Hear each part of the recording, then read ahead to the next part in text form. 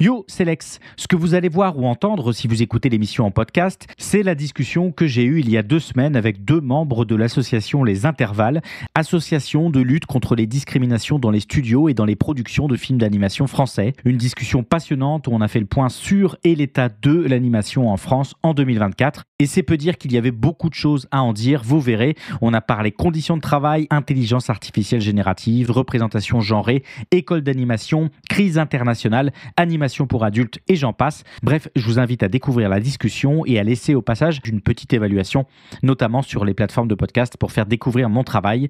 Allez, je vous retiens pas plus longtemps. Bonne écoute.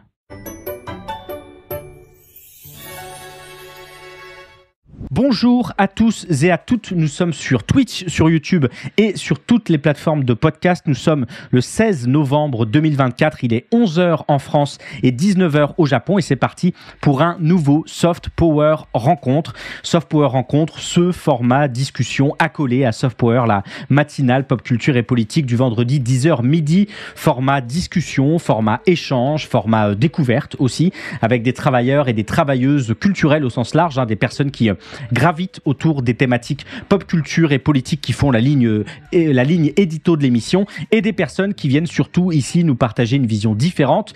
Et quoi de mieux, les gens, pour en parler qu'une association qui s'est donnée pour mission de lutter pour les droits des travailleurs et des travailleuses du monde de l'animation en France. Vous savez à quel point depuis les débuts de l'émission, on travaille à mettre la lumière sur tous ces regroupements de travailleurs et de travailleuses qui militent activement à faire basculer les rapports de force dans ces industries culturelles. C'est dire à quel point je reçois doublement avec plaisir aujourd'hui Paps et Noirwan du collectif Les Intervalles. Les Intervalles, c'est cette association de lutte contre les discriminations dans les studios et dans les productions de films d'animation français. Et il y aura, il me semble, beaucoup à en dire et à en apprendre. On parlera de l'association, bien sûr, de son engagement dans les différentes luttes en cours dans l'industrie. On parlera de représentation, de discrimination, d'IA générative, de syndicalisation, entre autres. Alors, préparez-vous, les gens, préparez-vous un chocolat chaud, un bon plaid, un code du travail pas encore trop détricoté et 1 ou 2 jours de grève, on ne sait jamais. On est parti pour 1 à 2 heures de discussion autour des luttes dans le monde de l'animation. Paps et Noirwan, bonjour, vous êtes maintenant en ligne. Je vous remercie d'avoir accepté l'invitation. J'avais très envie qu'on parle de votre travail, ça va être une bonne occasion de le faire. On est parti pour discuter ensemble 1 à 2 heures, ça vous va toujours ? Très bien. On est bien. On est bien, c'est parfait. Pour débuter la discussion, je voudrais commencer, si vous le voulez bien, par une question sur l'offre, entre guillemets, des organisations de défense des travailleurs et des travailleuses du monde de l'animation en France. Lorsqu'on s'intéresse à celles et ceux qui vont se donner pour mission de défendre, de représenter, de conseiller les travailleurs et les travailleuses de cette industrie, on tombe assez rapidement sur quelques noms, sur les mastodontes de cette défense-là. On tombe sur le syndicat national des techniciens et travailleurs de la production cinématographique et de télévision. On tombe sur le syndicat des professionnels des industries de l'audiovisuel et du cinéma CGT, on tombe sur la fédération communication, culture, conseil CFDT. Si on a un petit peu moins de chance, on peut aussi tomber sur des syndicats patronaux comme Anime France. Dans cette offre, qui sera abusé de décrire comme pléthorique, mais qui existe quand même, comment vous positionnez, vous, en tant qu'association Les Intervalles, a fortiori que, si j'ai bien compris, celle-ci s'est formée sur le plan associatif assez récemment. Oui, nous savons qu'on existe depuis 2018, mais on est une asso que depuis 1 an. Et vis-à-vis des syndicats, on se veut plutôt un lien avec les syndicats, mais on est neutre. On n'est pas affilié, nous, à un syndicat spécifique. On recommande pas d'aller dans un syndicat ou dans l'autre. On fait plutôt le lien dans le sens où on explique que les syndicats existent aux travailleuses. On leur dit, il y a tous ces syndicats qui existent, voici leur ligne édito, voici l'intérêt que vous avez à vous syndiquer. Mais on précise pas aller plutôt dans celui-ci ou dans celui-là. On est en partie syndiqué pour certains membres et on pense aussi que c'est une lutte et un intérêt commun. On travaille de concert avec eux. Oui. Pourquoi est-ce que vous avez privilégié la forme de l'association plutôt que celle d'un syndicat, par exemple ? Parce que à la base, c'est tout bête, mais au tout début, collectif, j'ai monté ça seul avec de l'aide sporadique de quelques camarades. Et il y avait déjà des syndicats qui avaient un passé sur lequel on pouvait s'appuyer, qui était utile, qui était important. Et en parallèle, les assos peuvent se permettre des actions plus rapides, plus coup de poing, mais aussi des productions, notamment de fiches pratiques, de guides, que ne feront pas les syndicats. Et nous, c'est à cause Intervalles, on fait aussi pas mal ça. On est là non seulement pour politiser nos collègues du film d'animation en France, mais on est aussi là pour leur fournir de l'aide que ce soit du conseil juridique, du conseil d'aide de réseautage pour rentrer dans le milieu de l'anime.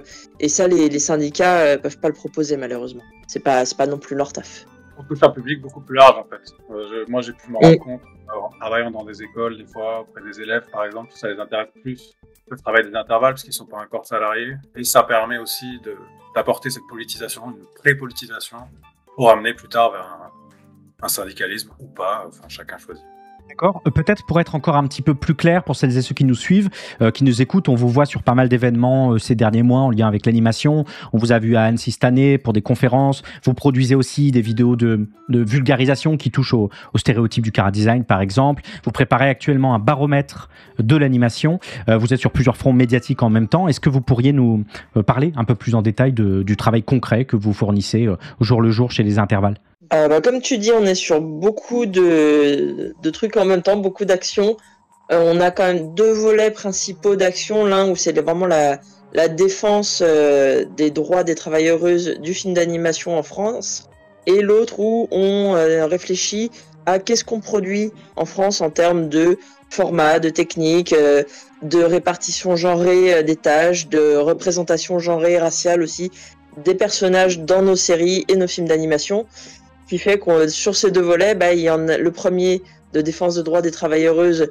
On produit pas mal de guides, mais aussi de papiers d'actu. On fait des annuaires. On a sorti récemment un gros annuaire de tous les studios d'anime qui existent en France, avec une carte intégrée parce que ça n'existait pas et ça manquait clairement. Donc quelques outils comme ça très pratiques, assez neutres en soi, et après des recherches et des papiers beaucoup plus d'actu et beaucoup plus engagés qui précisent voilà ce qui se passe dans l'anime en France, voilà ce sur quoi vous devriez ce qu'il est important de savoir sur l'évolution du milieu. Typiquement, on a sorti là cette année 2 papiers sur l'évolution des IA génératives dans le film d'animation. Et c'est des papiers qui sont importants parce que ça arrive très vite, ça évolue très vite et que c'est toujours utile que nos collègues et camarades sachent un peu ce qui risque de leur arriver dessus dans les mois à venir. Et sur l'autre partie, la partie plus qu'est-ce qu'il y a dans les productions même, là on fait plus une veille de l'actualité, donc des conventions professionnelles, de tout ce qui sort en fait sur les projets en développement et en production, et on sort nous des statistiques pour dire notamment des statistiques genrées pour dire où sont les réalisatrices, est-ce que au design graphique, est-ce à l'écriture, il y a des femmes, et au sein des séries, quel type de représentation on voit le plus souvent, quel type de sujet ressortent le plus souvent, est-ce que c'est des représentations plutôt progressistes ou conservatrices, et on sélectionne au sein de l'asso à chacune de ces conventions professionnelles des projets qui nous semblent sortir du lot, qui nous semblent intéressants, pour dire on aimerait voir plus de projets comme cela, et pour dire à notre lectorat, regardez, c'est ce genre de projet qui mériterait d'être plus visible et sur lequel vous mériteriez de travailler. Pour ce qui concerne votre positionnement sur la lutte contre les abus et discriminations envers les travailleurs et travailleuses, et sur la lutte aussi pour une meilleure qualité de représentation au sein des productions, tu viens d'en parler, et comme il est décrit aussi sur votre site par ailleurs, est-ce que ça c'est lié au fait que vous perceviez une forme de carence aussi des syndicats, des associations, des organismes, des modes d'action déjà en place quant à ces questions-là précisément ? Les syndicats, il faut savoir qu'en anime, on a des syndicats, donc tu as cité le SNTPCT, qui est un syndicat indépendant, le SPIAC-CGT, qui dépend de la fédération CGT Spectacle, la CNT, qui est la Confédération Nationale du Travail, et la CFDT, on a une branche qui s'appelle F3C. Dans le visuel, c'est tous des syndicats qui sont pas que anime, mais qui ont une branche anime. Et ces syndicats-là, nous, dans l'animation, on n'est qu'une 13 000. Alors, on a beaucoup augmenté ces dernières années, mais on n'est que 13 000, qui est rien par rapport au cinéma et l'audiovisuel. Ce qui fait que pour ces syndicats-là, on n'est pas une grosse manne. On n'est pas un secteur très, très important. Donc, on a un peu plus de mal à les mobiliser. Et en parallèle, on est un milieu très jeune, dans le sens où la moitié de nos travailleurs et travailleuses ont moins de 30 ans. Et les nouvelles générations, les syndicats, ça leur parle moins. Ils n'ont pas forcément l'éducation à... Enfin, je dis ça, je ne suis pas excessivement vieux non plus, hein, mais ils n'ont pas l'éducation à aller se syndiquer forcément qu'on aurait pu y avoir il y a 10, 20 ans. c'est vrai que quand on en parle avec des gens qui rentrent dans le milieu, les syndicats, ils savent même pas trop à quoi ça sert, comment ça fonctionne. Et dans le meilleur des cas, ils imaginent Philippe Martinez avec sa grosse moustache. Oui, on a un vrai problème de visibilité, même au niveau des syndicats dans nos secteurs. C'est-à-dire que même sur les réseaux, on voit très peu leurs annonces. Les gens d'eux-mêmes, les travailleurs et les travailleuses d'eux-mêmes ne vont pas suivre ces réseaux-là, donc ils sont pas au courant de ce qui se passe. Donc on sert aussi de relais à ce niveau-là, quoi. C'est très important. Quand tu dis que tu fais le relais, que vous faites le relais, vous assurez le lien entre organismes professionnels, associations, syndicats, autres collectifs. Quelle forme concrète ça prend? Dans quel moment, dans quelle situation vous construisez ces liens? Est-ce que vous avez des exemples concrets de moments où vous avez dû travailler à l'union de ces différents organismes? Récemment, il y a eu des élections syndicales, donc on a relayé des tutoriels sur comment s'inscrire, comment vérifier que les gens soient bien sur les listes pour pouvoir voter à ces élections, avec des petits tutoriels et des liens qui ramènent vers après différents syndicats, et c'est essentiellement via les réseaux sociaux. Et même encore plus récemment, la semaine dernière, il y avait un appel de la CGT, de l'ensemble de la CGT intermittent du spectacle, parce que le MEDEF voulait augmenter le nombre d'heures qu'on devait faire pour avoir nos droits. C'est-à-dire qu'actuellement, on a 507 heures et ils voulaient l'augmenter en passant à 610 heures. Ce qui fait que ça allait laisser à peu près un quart de tous les intermittents du spectacle au carreau.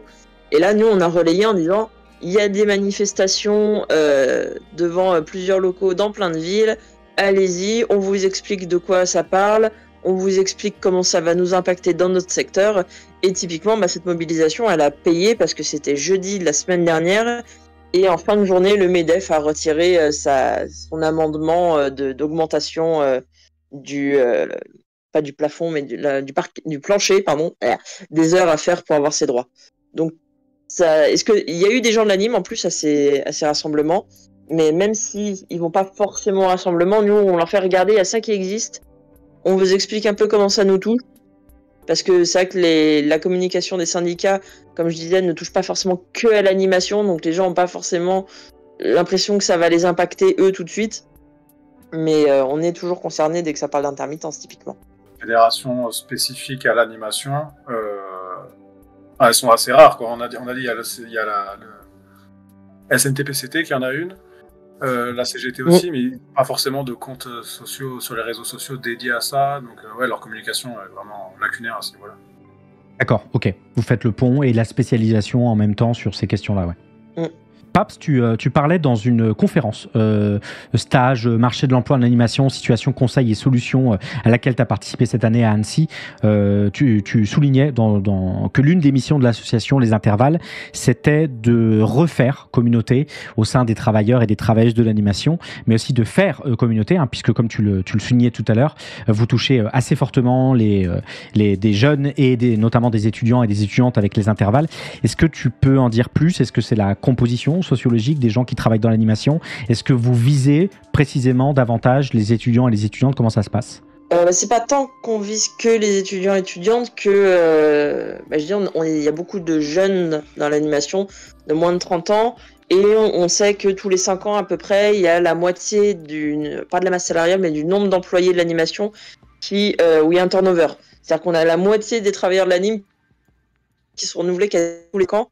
Donc il faut constamment rappeler les bases des syndicats, du droit du travail et tout, parce qu'on a constamment des nouveaux qui arrivent dans le milieu et qu'ils arrivent via des écoles qui ne les forment pas du tout à la réalité du marché du travail. C'est-à-dire que c'est des écoles qui forment des artistes techniciens, mais qui les forment pas à leur métier. Ce qui fait qu'on a des gens qui arrivent sur le marché, ils savent pas ce que c'est que l'intermittence du spectacle, ils savent pas ce que c'est qu'une convention collective, ils savent pas lire un contrat de travail. Enfin vraiment c'est un peu des touristes souvent, et nous on est là pour dire attendez, si vous arrivez comme ça sans aucun outil pour vous défendre, vous allez vous faire marcher dessus, vous risquez de partir en burn-out dans les 5 ans, et malheureusement il y en a beaucoup qui partent dans les 5 ans à cause de conditions de travail assez dégradées, et nous on est là justement pour les repolitiser aussitôt que possible, et du coup autant le faire dès l'école, comme ça au moins ils sont sûrs de savoir de quoi ils arrivent une fois qu'ils arrivent sur le marché du travail. Donc c'est vrai qu'on touche beaucoup d'étudiants, mais ça s'est fait finalement assez naturellement, mais on touche aussi on a des retours de collègues qui parfois sont là depuis 10-15 ans et qui disent « Ah mais je savais même pas que c'était comme ça en fait, On est de base un milieu pas excessivement politisé, notamment parce que les écoles d'anime sont quand même très chères. C'est des cursus qui durent entre 3 et 5 ans, sans compter souvent une année de prépa. Et les écoles coûtent en moyenne 8 000 € l'année. En moyenne, parce que les plus chères dépassent les 10 000 €. C'est pas accessible à tout le monde. Tout le monde peut pas prendre un prêt ou travailler à côté. En plus, c'est pas ouf de travailler pendant ses études, surtout des études d'art appliqué. Ce qui fait qu'on a beaucoup de gens qui viennent de milieux socio-économiques plutôt aisés et qui n'ont pas la culture politique qu'on pourrait, par exemple, se faire. C'est bête, mais moi je viens de la fac et qu'on pourrait faire à l'université. Et je vois bien. C'est pas les mêmes cultures. Oui, expérience similaire. Ouais, bien sûr. Ouais. Mais justement, c'est quoi les leviers, les champs d'action qu'on a pour toucher les étudiants et les étudiantes dans ces écoles, a fortiori dans des environnements qui sont, comme vous le précisez dans l'un de vos articles sur votre site, dans des environnements qui sont littéralement éclatés, avec des pédagogies très différenciées, avec l'exploitation des travaux des étudiants et des étudiantes pour dorer et redorer l'image des écoles. Comment on fait pour toucher des gens là-bas, atteindre leurs imaginaires, leur processus de travail, leur façon de vivre ensemble, leurs appréhensions des métiers? On a eu des retours notamment de professeurs de différentes écoles qui disent qu'ils utilisent ce que nous on produit dans leurs cours, qui est déjà super cool. Ça veut dire que dans les écoles même, il y a déjà une petite incursion de la politique par les profs qui sont déjà en place. Nous, à terme, on aimerait bien aussi proposer aux écoles des interventions. Pour l'instant, on n'est pas encore en mesure de le faire, mais on aimerait bien pouvoir solidifier suffisamment l'assaut pour faire des interventions en école. Et puis, c'est à côté, on vide notre présence sur les réseaux sociaux, qui est à la fois très restreignante, parce que on est dépendant des algorithmes de Twitter, d'Insta, qui sont un peu tout pourris, et de Facebook, mais qui nous permet aussi de toucher cette cible qui, sinon, est assez inexistante, parce que on est un milieu justement éclaté, on a beaucoup d'écoles. En France, on a une 60aine d'écoles en France et on n'a pas de communauté à proprement parler où les gens peuvent se retrouver pour discuter en live de sujets sur le marché du travail, sur le droit du travail, la politisation. Donc c'est des espaces virtuels qu'on crée, mais des espaces de rencontre pour les étudiants qui leur manquent. D'un point de vue levier, je pense qu'on peut aussi compter, même si c'est pas si simple que ça, sur la forte présence de travailleurs du milieu de l'animation et de travailleuses dans le cadre des écoles. Ces écoles fonctionnent beaucoup avec des intervenants professionnels, donc on peut intervenir dans ce cadre-là. Après, c'est à nous, quand on intervient dans des écoles, de créer ce cadre-là, parce qu'il n'existe pas, il n'y a pas d'heures de cours prévues pour ça. Moi, ça m'est arrivé personnellement d'intervenir dans des écoles, je prenais un petit peu de mon temps des fois pour expliquer, pour préparer certains élèves, mais c'est vrai que j'ai pu le faire dans mes cours. On ouvre une boîte de Pandore dans lequel on se rend compte que le vide dans lequel ont été les étudiants, ils s'engouffrent très vite dedans et posent 1 milliard de questions et le cours est vite parasité par ça. Mais c'est un temps important à faire et il faut sensibiliser les travailleurs et les travailleuses qui vont dans les écoles intervenir à faire un peu de ça sur leur temps. Voilà. C'est important. Mais c'est vrai que la majorité des écoles n'ont pas trop intérêt à ce que leurs élèves se politisent. Parce que ça veut dire après qu'ils vont peut-être aussi moins facilement s'insérer puisqu'ils vont pas accepter tout et n'importe quoi comme contrat. Donc c'est pas fréquent que les écoles nous appellent. Là, moi je dis en tant que travailleur, c'est pas fréquent qu'une école m'appelle pour me dire ce serait cool qu'on ait des cours de gestion de prod et de droit du travail. Est-ce que vous pourriez venir s'il vous plaît? Ça m'est arrivé 2 fois dans 10 ans de carrière, donc c'est pas ultra fréquent.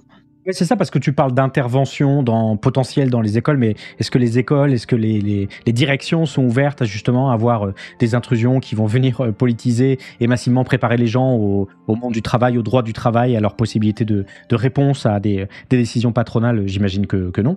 S'il y a une demande des élèves, ça peut être le cas. D'accord. Okay. Ouais, clairement, ça joue énormément. On était d'ailleurs à un événement hier et des élèves, c'est des gobelins, nous ont demandé si c'était possible qu'on intervienne. Ils nous ont dit que si dans le pire des cas, l'école voulait pas qu'on intervienne au sein de l'école, et on pouvait faire une intervention juste de la part des élèves, qu'on trouve un tiers-lieu pour s'organiser ça. Donc ils ont conscience, les élèves, que les écoles sont pas là pour les aider. En plus, les nouvelles générations sont sincèrement beaucoup plus politisées quand même que quand moi j'étais encore en école, même si j'étais à la fac et pas en école d'anime. Et ils ont conscience que les écoles, elles sont, surtout beaucoup des écoles privées, sont là avant tout pour prendre leur fric. Ils sont pas idiots. Au-delà du fait de prendre le pognon, est-ce qu'il y a quelque chose qu'on peut retrouver notamment dans les écoles de jeux vidéo? On en discutait avec les membres du syndicat des travailleurs et des travailleuses du jeu vidéo. Est-ce qu'il y a une forme de conservatisme ambiant dans ces écoles d'animation qui vont préparer à un certain monde du travail, à une certaine vision du monde du travail et de la façon de travailler précisément dans le domaine de l'animation? Est-ce qu'on voit ces choses-là? Est-ce que ça prend des formes concrètes? Je sais pas, est-ce que vous connaissez ça, vous avez vu ça, vous avez entendu parler de ça? Moi, de ce que j'ai vu, de ce que je vois, même quand je discute avec des profs ou quand on fait l'annuaire des écoles, c'est qu'il y a des écoles qui forment plutôt des artistes, donc plutôt des techniciens, et certaines plutôt des réalisatrices, donc des personnes qui vont être à charge de pas juste être à un poste de création, mais de tout chapeauter un film ou une série d'animation. Après, sur les liens qu'il peut y avoir avec le jeu vidéo, on a forcément, plus que des écoles, je dirais des professeurs qui sont dans une logique de no pain, no gain, ou de crunch, où ils poussent les élèves à faire toujours plus, quitte à ce que ça les épuise. Et ils disent que ça les prépare au marché du travail. Je trouve ça hyper toxique, personnellement, comme manière de voir les choses. Mais je trouve que c'est plus dépendant de chaque professeur même que des écoles à proprement parler, puisque finalement, la plupart des écoles laissent les profs et intervenants faire un peu leur tambouche chacun de leur côté. Je rappelle que c'est pas des gens qui ont des formations en pédagogie, c'est pas des gens qui sont profs, comme en école, quoi, comme au lycée, au collège. C'est la plupart du temps, comme disait Noirwan, des professionnels qui, en parallèle de leur profession dans l'animation, donnent des cours en école d'anime, et du coup sont parfois pas du tout pédagogues, ou à l'inverse, parfois sont des gens qui vont faire tout pour aider leurs élèves parce que ils se voient eux dans le passé, ou je sais pas, mais ils se plient en quatre pour les aider, et ils sont pas dépendants de l'école. Ils ont pas un devoir de neutralité, par exemple, comme la fonction publique. C'est pas du tout le même contexte de cours. Donc oui, c'est plus dépendant des profs que des écoles. Faut être pas mal intervenu en école. Alors, c'est pas d'expérience dans beaucoup d'écoles différentes. Ça peut varier d'une école à l'autre, mais les écoles évoluent, elles aussi. Mais c'est très long et très dur de faire évoluer les programmes, parce que notamment, ça dépend beaucoup d'intervenants extérieurs, que les responsables pédagogiques sont pas toujours à jour de ce qui se passe dans le milieu. Donc, c'est long aussi à faire évoluer d'un point de vue structurel, par exemple. Donc, ouais, ça crée des décalages à ce niveau-là entre les élèves et les attentes du milieu pro. Là, au-delà des questions structurelles, il y a la question des individus aussi. Pour refaire le parallèle, quand j'avais reçu les camarades du syndicat du STJV au niveau justement du jeu vidéo, ils m'avaient dit qu'il y avait de ça de redoutable dans le milieu du jeu vidéo, qu'on n'y faisait fondamentalement pas de politique, et c'est un peu ce que tu disais aussi tout à l'heure, Paps, pour l'animation, et que ça pouvait être source de nombreuses tensions avec un syndicat qui a aussi pour mission de réintégrer du politique sur tous ces lieux de travail. Est-ce que c'est aussi une barrière, une hésitation, une réticence générale que vous rencontrez, vous, dans le monde de l'animation avec votre association? Est-ce que simplement vous êtes contacté par des gens qui sont déjà politisés? Est-ce que vous allez au contact pour politiser? Je crois que, si j'ai compris que c'était le cas, au contact pour politiser ou repolitiser des travailleurs et des travailleuses? Et si oui, justement, précisément, comment se passent les échanges avec les différents travailleurs et les différentes travailleuses que vous rencontrez? Je crois qu'on a une différence quand même majeure, déjà avec le jeu vidéo, pour parler de ça, c'est le statut de l'intermittence qui pour le coup marque une différence énorme. C'est que beaucoup de gens, sans dire qu'ils ont peur, mais je pense qu'on peut quand même parler au moins d'appréhension, ils ont peur de se syndiquer parce que tout simplement on est au contrat presque à la journée, c'est-à-dire que l'employeur peut nous dire demain tu viens pas, et ça posera de problème à personne puisque c'est presque ou quasiment légal, quoi. Donc la précarité fait que les gens se syndiquent très peu, alors que, à mon sens, ça devrait être l'inverse, mais ils ont quand même une appréhension à ce niveau-là, déjà, de base. On est dans un milieu qui est assez petit pour le recrutement, qui dépend énormément du copinage et du réseautage, et parfois on peut ne pas avoir un boulot juste parce que en fait on n'est pas dans les petits papiers de la bonne personne et que ils nous connaissent pas, ils n'ont pas pensé à nous contacter, qui fait qu'il y en a qui osent pas trop faire de vagues parce qu'ils ont peur qu'on les rappelle pas après en se disant non mais cette personne-là elle est un peu chiante, elle est un peu trop politisée. À mon sens, c'est une crainte qui est pas toujours fondée, surtout sur les postes d'artistes techniciens où globalement on n'a pas de chiffre précis, hein, mais c'est plutôt, ça tend plutôt vers la bonne vieille gauche, voire l'extrême gauche. Hein, moi, il y a des potes du NPA hein, que je connais dans l'anime, mais à des postes à responsabilité. Donc quand on commence à être lead, réalisateur, quand on commence à être chargé de prod, là peut-être oui, ça peut être plus compliqué de parler plus ouvertement politique en studio. Mais en vrai, moi, les artistes techniciens, je leur dis, syndiquez-vous. De toute façon, vous n'êtes pas obligés d'en parler dans les studios. Hein. Ils n'ont pas le droit de vous demander si vous êtes syndiqué, chez qui vous êtes syndiqué légalement. Donc, il n'y a pas à trop craindre non plus de backlash, de retour de bâton, si ils en parlent au taf. Pour rebondir sur la politisation, il a souvent été dit que le milieu de l'animation, notamment aux États-Unis, avait plus que d'autres particulièrement bien résisté à la pandémie en raison du travail à distance, mais aussi de l'atomisation des travailleurs et des travailleuses. Est-ce que, c'est vrai aussi en France, et 2, si oui, est-ce que précisément ce travail à distance et cette atomisation sont pas un frein concret, tout à fait matériel, à la capacité de créer ou de recréer des collectifs de travailleurs ou de travailleuses, de travailler à la politisation, voire à la radicalisation de ces derniers et de ces dernières? Comment on fait en 2024 pour aller à la rencontre de ces gens-là? Alors on n'est pas dans le même cas que le jeu vidéo pour le coup sur le télétravail, parce que comme nous on est intermittent, les studios s'attendent à ce qu'on soit un peu plus mobile et à ce qu'on puisse déménager, ce qui en vrai pose aussi des soucis de recrutement dans certaines villes, parce que juste les personnes ne sont pas sur place.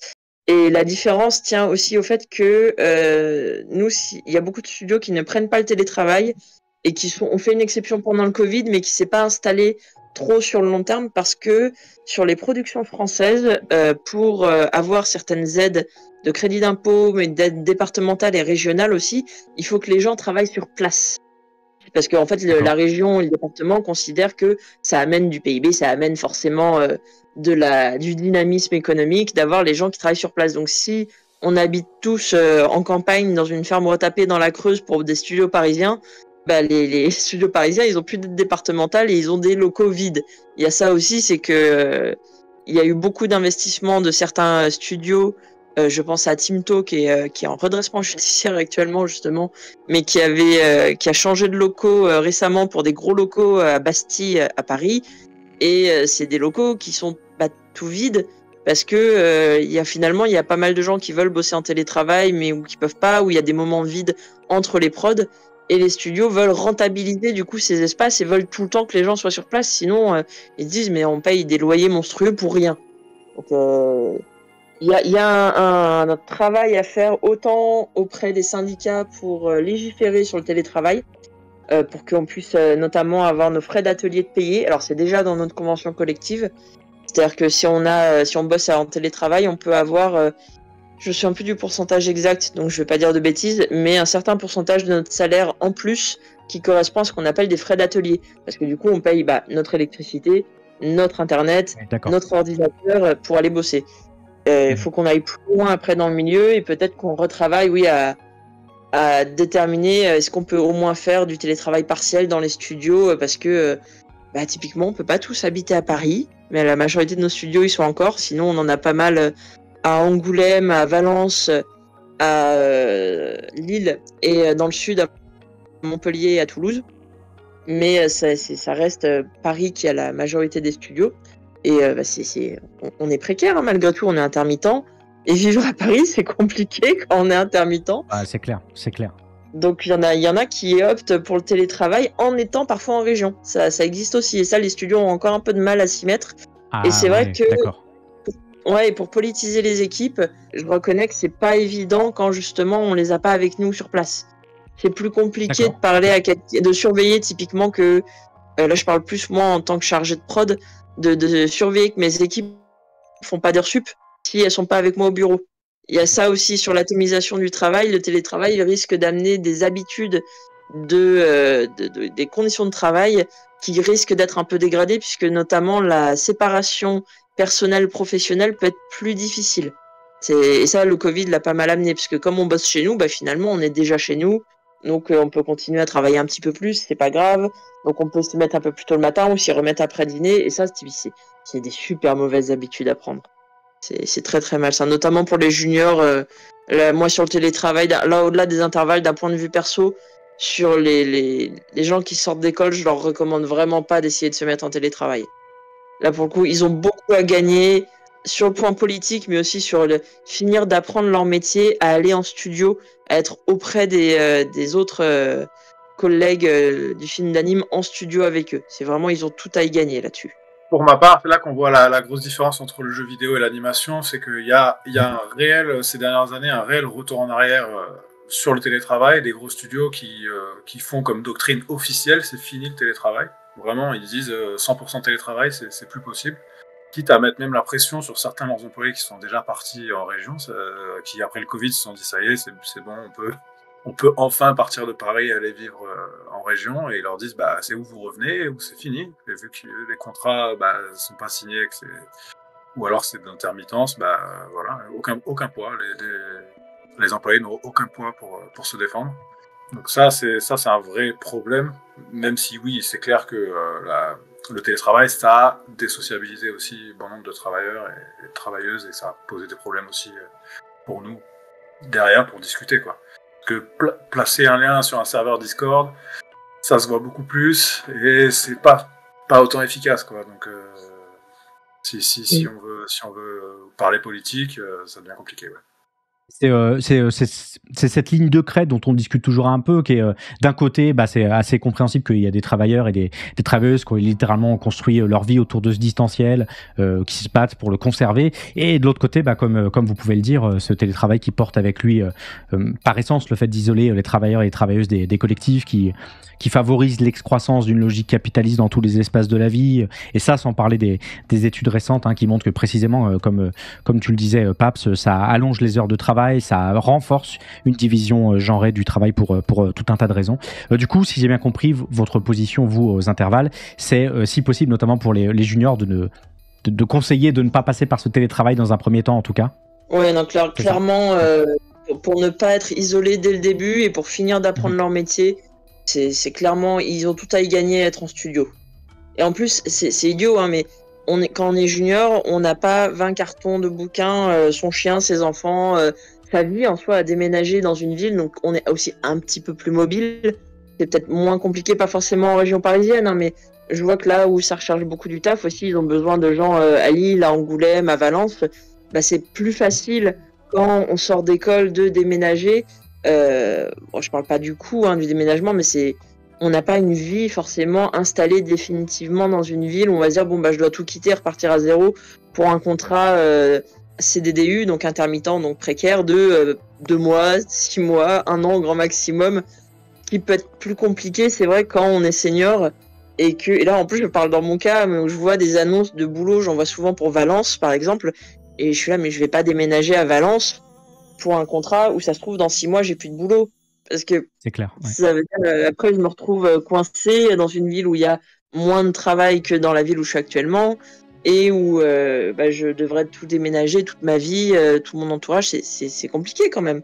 L'intermittence, à la base, il faut rappeler que ça a été fait pour 2 types de métiers. C'était les métiers du spectacle vivant, donc tout ce qui est théâtre, tout ce qui est cirque, tout ce qui est spectacle de rue, il y en a plein de différents, tout ce qui est concert aussi, et les spectacles enregistrés, donc tout ce qui est audiovisuel et cinéma. Et ces contrats-là, c'est des contrats courts, c'est-à-dire que c'est des contrats qui durent le temps d'un festival, d'un tournage. Les gens, ils bougent pendant grand maximum 2 mois, et la prod prend en charge souvent une partie des déplacements, des logements, ou en tout cas aide les employés à trouver des logements quand il y a ces déplacements. Ils sont pas tout seuls. Nous, dans l'anime, on est intermittent et on a des contrats qui durent entre 1 mois, 18 mois. Parfois, il y a des contrats longs. Un long métrage, c'est long à faire. Mais on n'a aucune aide de la part des studios pour nous aider à déménager, comme ça peut exister dans d'autres pays, comme ça pour trouver un logement.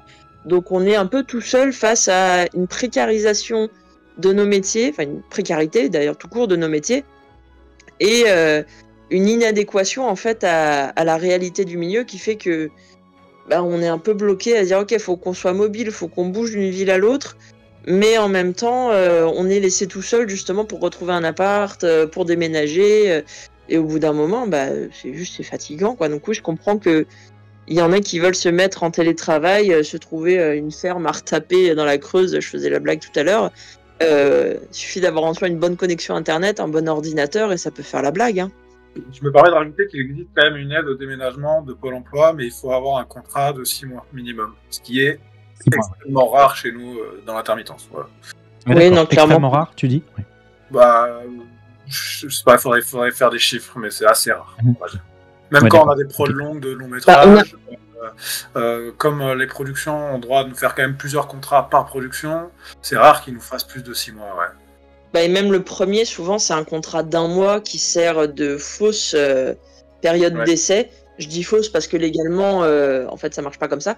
Mais il nous faut un contrat d'1 mois, un peu contrat test, voir comment ça se passe. Et après, ils nous voient s'ils nous gardent. Donc, déménager dans une autre ville, bouger pour que finalement, au bout d'1 mois, ça se trouve, on nous dise « Ouais, non, tu conviens pas ?» Bah, non. Non, c'est horrible. Clairement. Oui. Je vous propose qu'on fasse un petit pas de côté juste avant qu'on parle plus en détail de la question des discriminations, des représentations dans le monde de l'animation, puisque ce sont les luttes que vous mettez en avant avec les intervalles. Peut-être qu'on peut parler un petit peu de votre composition. Vous êtes composé dans les intervalles, si je ne me trompe pas, entièrement de professionnels ou de futurs professionnels de l'animation qui agissent bénévolement dans le cadre de l'association, si j'ai bien compris. Comment est-ce que vous vous organisez pour prendre des décisions, pour maintenir une veille constante sur l'actualité, pour vous répartir les tâches notamment ? Alors on a un Discord, comme on n'est pas tous et toutes dans la même ville, on a un Discord où, avec des salons où on s'échange sur les infos, l'actualité. On a un salon actu, on s'échange un peu tout ce qui sort, où on fait tous un petit peu de nos côtés, chacun de notre côté, à notre hauteur, de la veille médiatique. Et en parallèle, quand il faut prendre des décisions, les gens peuvent choisir dans l'asso en fait différents rôles, notamment le rôle d'organisation interne, et ils peuvent choisir avec ce rôle-là de participer à tous les votes. Dès qu'il y a une décision, que ce soit un achat à faire, un post à faire sur les réseaux qui peut poser un peu question, on soumet au vote, chaque voix a le même poids et tout le monde peut voter. Et en parallèle, on a une réunion mensuelle pour voir tous les travaux en cours, s'il y a d'autres sujets qui méritent d'être mis sur la table, et qui permet aussi aux gens de déterminer s'ils sont dispo ou pas, sur quoi ils veulent bosser. Parce que, encore une fois, dû à l'intermittence, il y a des moments où on peut être très disponible parce qu'on est entre deux contrats, où on a un contrat à mi-temps ou un peu léger, et d'autres où on bosse 45 heures par semaine, et là où on n'a aucune disponibilité, parfois pendant 2-3 mois, on n'entend plus parler, et du coup on s'adapte un petit peu à la disponibilité de chacune de nos membres. On n'a pas une production linéaire qui s'assure d'avoir tous les membres dispo tout le temps. On sait que c'est pas faisable. D'accord, ok. Comment vous décidez plus généralement de l'orientation de l'association ? En en discutant, en vrai, on fonctionne à hiérarchie horizontale. Autant j'ai fondé le collectif, puis l'association, autant ma voix n'a pas plus de poids que les autres. Et même si je grogne peut-être plus que la moyenne sur le Discord, sur l'actualité du milieu, mais tout le monde peut donner son avis, peut voter. Et moi, à terme, même, j'aimerais bien pouvoir m'écarter un petit peu plus de l'association pour qu'elle roule sans moi, de manière justement à ce que j'ai pas une relation d'autorité avec les autres bénévoles. C'est un truc que je crains personnellement, que je voudrais surtout pas avoir. Et donc j'aimerais bien, il est question à terme, avec notamment un de nos adhérents avait proposé ça là en début d'année, de former, d'auto-former les équipes, les bénévoles de l'asso, pour que justement ils soient déjà eux-mêmes, ils aient tous les outils en main pour se débrouiller, qu'ils se sentent pas démunis, ou qu'il n'y ait pas un syndrome de l'imposteur en disant mais je suis pas légitime pour aborder ces sujets parce que je sors d'école, parce que je suis encore étudiante. On a encore des étudiantes d'école d'anime aussi dans l'asso, donc il y en a parfois qui se sentent pas forcément de prendre autant la parole. Et nous on dit non mais viens, t'as le droit en fait, tu peux parler. À titre personnel, j'ai rejoint l'asso très récemment et je suis ici avec vous pour en parler. J'ai proposé déjà des projets, ça a été très bien accueilli. Et comme le dit Paps, d'un coup, il y a du boulot qui tombe. Je suis off pendant 2-3 semaines. Tout le monde est OK avec ça. En fait, on fonctionne dans l'association comme on fonctionne dans nos métiers, quoi. Le travail peut tomber du jour au lendemain. On s'organise, on fait avec les gens dispo et on marche au projet. Voilà, tout simplement. Et ça avance comme ça. D'accord. Je pense qu'on reparlera un petit peu vers la fin de la discussion de ce qu'on peut faire nous aussi, est-ce qu'on peut rejoindre l'association, etc. On en parlera un petit peu après. Je vous propose qu'on entre un petit peu plus précisément dans le sujet des discriminations et des représentations dans le monde de l'animation française, tout du moins, hein, puisque ce sont les luttes que vous mettez en avant dans vos projets, sur vos réseaux, sur le site internet des Intervalles. On pourrait commencer par ça. En juin 2024, le CNC, le Centre national du cinéma et de l'image animée, a publié pour la 16e année consécutive son étude sur le marché de l'animation. Alors c'est un rapport d'une centaine de pages, hein, assez dense, qui relève beaucoup de choses, mais pour la question des représentations des femmes dans le secteur de l'animation, le rapport va retenir une dynamique continue de féminisation des effectifs depuis 2015. En 2022, c'est 42,5% des effectifs qui sont féminins dans le secteur, à tout de suite temporisé évidemment, hein, puisque cette augmentation se fait surtout sur les métiers non cadres, et 2, on observe toujours une polarisation genrée des professions, avec des femmes toujours très présentes dans les métiers d'accompagnement, de la production de films et de programmes d'animation, mais beaucoup moins dans les métiers de tournage et de la post-production. Question: comment est-ce que vous interprétez ces chiffres? Est-ce qu'il faut les améliorer? Grande question. Et si oui, comment travailler à les améliorer? Alors, il faut les préciser déjà, parce que le CNC se base beaucoup sur les chiffres d'audience, qui est un organe qui est entre autres notre mutuelle principale, mais pas que, qui est un organe qui a toutes ces infos sur les déclarations de nos patrons, de nos employeurs, sur qui travaille sur quoi. Sauf que la grille des métiers est pas assez précise, ce qui fait que typiquement, on va avoir en animation, autant l'animation 3D que le layout posing, que l'animation rough, clean, colo, c'est plein de postes différents, tout mélangé. Il y a des disparités de salaire selon ces postes, disparités genrées aussi. Et il manque aussi une distinction selon les types de programmes. C'est-à-dire, par exemple, nous, on l'a fait remarquer déjà, non pas au CNC, mais au collectif 50-50, qui est un collectif qui travaillait à la base sur la parité en festival de cinéma et qui maintenant travaille globalement sur les luttes féministes dans le cinéma et l'audiovisuel. On leur avait fait remarquer que leurs chiffres sur le pourcentage de femmes réalisatrices dans l'anime, il n'était pas tout à fait viable, parce que c'était toutes les femmes réalisatrices, sauf qu'en fait, si on regarde un petit peu dans le détail, à la louche, hein, je sais, j'ai oublié le pourcentage exact, mais 90% d'entre elles sont dans le court-métrage. Donc dans des projets qui sont pas chers, hein, qui sont dans des circuits de distribution et de production parallèles, qui vivent surtout grâce au festival. Et à côté de ça, si on regarde la série et encore plus le long-métrage, il n'y a pas de femmes à la réalisation, où elles sont les rares qu'il y a sont soit sur des petits projets, de la web-série, de la pastille, donc de la série qui fait de moins de 10 minutes, ou elles sont en co-réalisation avec un homme. Et c'est un truc, nous, on dit, ils sont utiles ces chiffres, mais ils sont pas assez précis. Ils font pas ressortir justement les vraies disparités qui existent dans le secteur. C'est pour ça qu'on essaye, nous, d'en produire, notamment aux conventions professionnelles qui existent dans le milieu, des chiffres qui recoupent justement selon le format, la technique, le budget, de dire, regardez, oui, d'accord, là, il y a des femmes, il y a plus de femmes de manière générale, mais il y en a toujours très très peu à certains postes, surtout à gros budget. Après, il faut noter quand même que l'animation, c'est un milieu, c'est lent. C'est un film d'anime, je parle série comme long métrage, ça peut mettre 7 ans en moyenne, 5 à 7 ans à se faire. Entre le premier développement et la livraison aux chaînes télé ou au cinéma, c'est long. C'est laborieux, ça évolue pas très vite, ce qui fait qu'entre le moment où un projet entre en développement et le moment où il sort à la télé, ça peut avoir beaucoup bougé. Donc en termes de représentation et de féminisation du secteur. Voilà, c'est un point sur lequel il faut rester vigilant, parce que typiquement en convention, nous on voit beaucoup ce qui est pitché, donc ce qui est présenté aux producteurs. Donc ça veut dire que c'est pas forcément les équipes définitives qu'il y a dessus. Et on le rappelle à chaque fois qu'on sort des chiffres en disant attention, nos chiffres se basent sur les infos qui sont actuellement disponibles. Mais c'est pas le détail des infos qui seront def et qu'il faudra récupérer à la fin. Et sur l'autre problème de féminisation, on en a parlé un peu tout à l'heure, mais c'est les écoles. Et on n'a pas de chiffres en fait sur les écoles, parce qu'ils disent pas combien ils ont d'inscrits, de diplômés tous les ans, et ils font pas de stats genrés, encore moins racial d'ailleurs, parce que en France c'est stats raciales, sur combien il y a de femmes dans vos écoles, quel cursus elles font. Du coup, on est obligé de tout récupérer à la main. On est en train de le faire. C'est long, c'est laborieux, et on le fait en se basant sur les cours de fin d'études des étudiants. Donc, faut dire qu'il faut aller chercher un à un tous les sur les chaînes de chaque école, récupérer les noms. Et à chaque fois, en plus, c'est bête, hein, mais ça je le dis du point de vue d'une personne non binaire, mais il faut déterminer leur genre sur leur prénom qui est souvent genré, en ayant parfois des doutes, en se disant est-ce que je me trompe pas en déterminant que cette personne a un genre assigné juste sur un prénom. Peut-être que c'est pas toujours juste, d'autant qu'il y a quand même beaucoup de personnes LGBTQ+ dans l'anime. Donc c'est vraiment pas des stats évidentes à faire ressortir. Et c'est du travail très long terme à faire.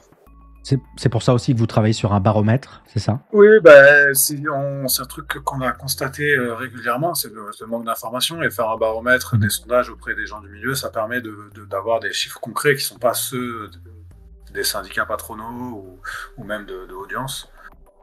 Pour rebondir sur ce que disait Paps, moi je l'ai constaté en école, c'est flagrant.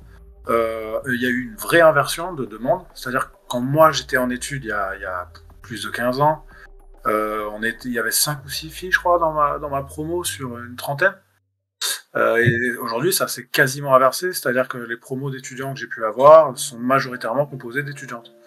Par contre, à la sortie de l'école, on constate encore une discrimination. Alors, c'est dur d'estimer comment, pourquoi, mais à niveau égal, je dirais que les hommes trouvent encore plus facilement du travail. Peut-être qu'ils se vendent mieux, peut-être que c'est au niveau de l'embauche que ça pêche.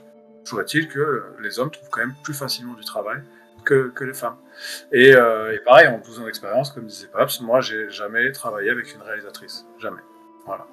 Moi, j'avoue, ça m'est arrivé et c'était vachement bien. C'était trop cool. Elle communique vachement mieux. Après, moi, j'aurais des réponses pour dire pourquoi. Et là, je parle plus de mon point de vue de chargé de prod. Mais pourquoi on a moins de femmes qui arrivent dans le milieu? Parce que le réseautage qui est très important dans le milieu de l'anime, encore une fois, on trouve du boulot en copinant avec les gens. On a un flou perso-pro qui s'entretient dès l'école, notamment par les intervenants qui sont des professionnels de l'anime. Le copinage favorise les hommes. Les postes à responsabilité, historiquement, dans l'anime, sont des postes qui sont masculins, ce qui fait que ils vont... Pas parce qu'ils sont misogynes, ouvertement, mais parce qu'ils ont des biais de perception.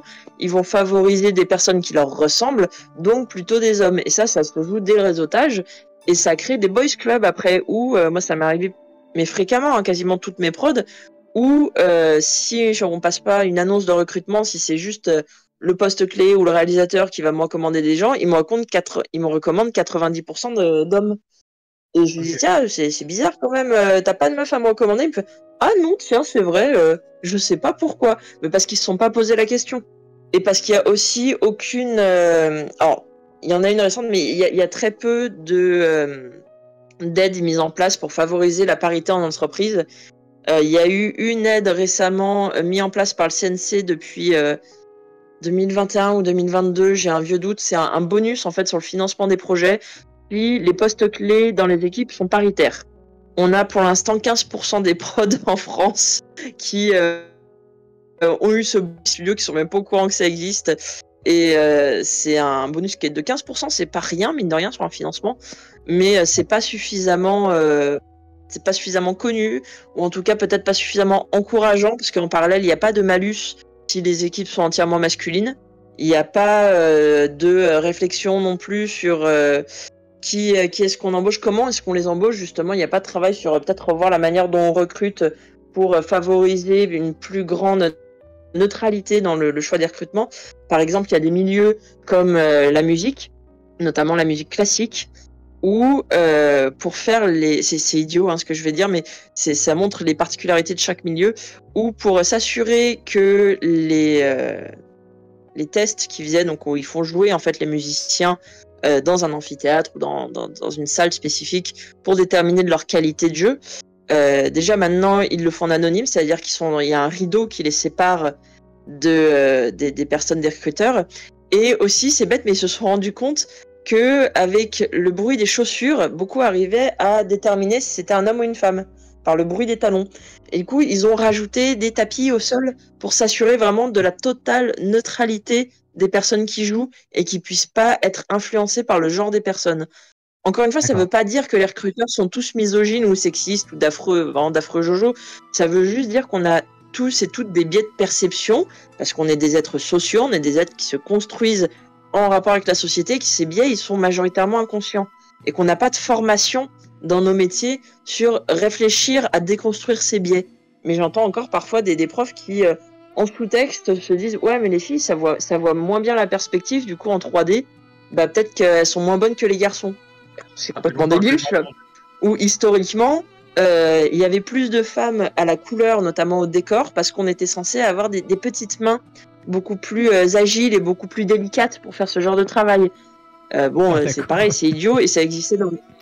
et ça existait dans le cinéma live, où avant que le montage ne soit numérique, le montage était un métier féminin, parce que on considérait que les bandes, en fait, il fallait le doigté d'une femme pour ne pas les abîmer et les coller ensemble.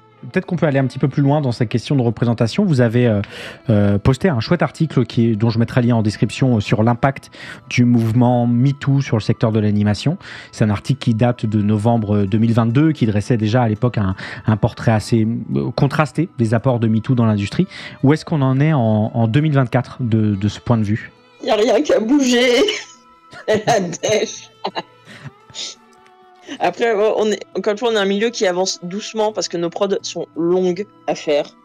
Et du coup, faut pas qu'on sait que c'est de la lutte de longue haleine qu'il faut faire.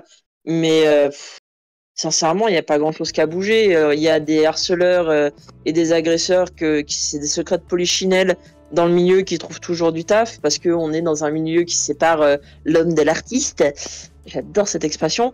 Il y a une enquête en cours envers le réalisateur Éric Bibot-Bergeron, qui avait entre autres réalisé Sur la route d'Eldorado chez DreamWorks.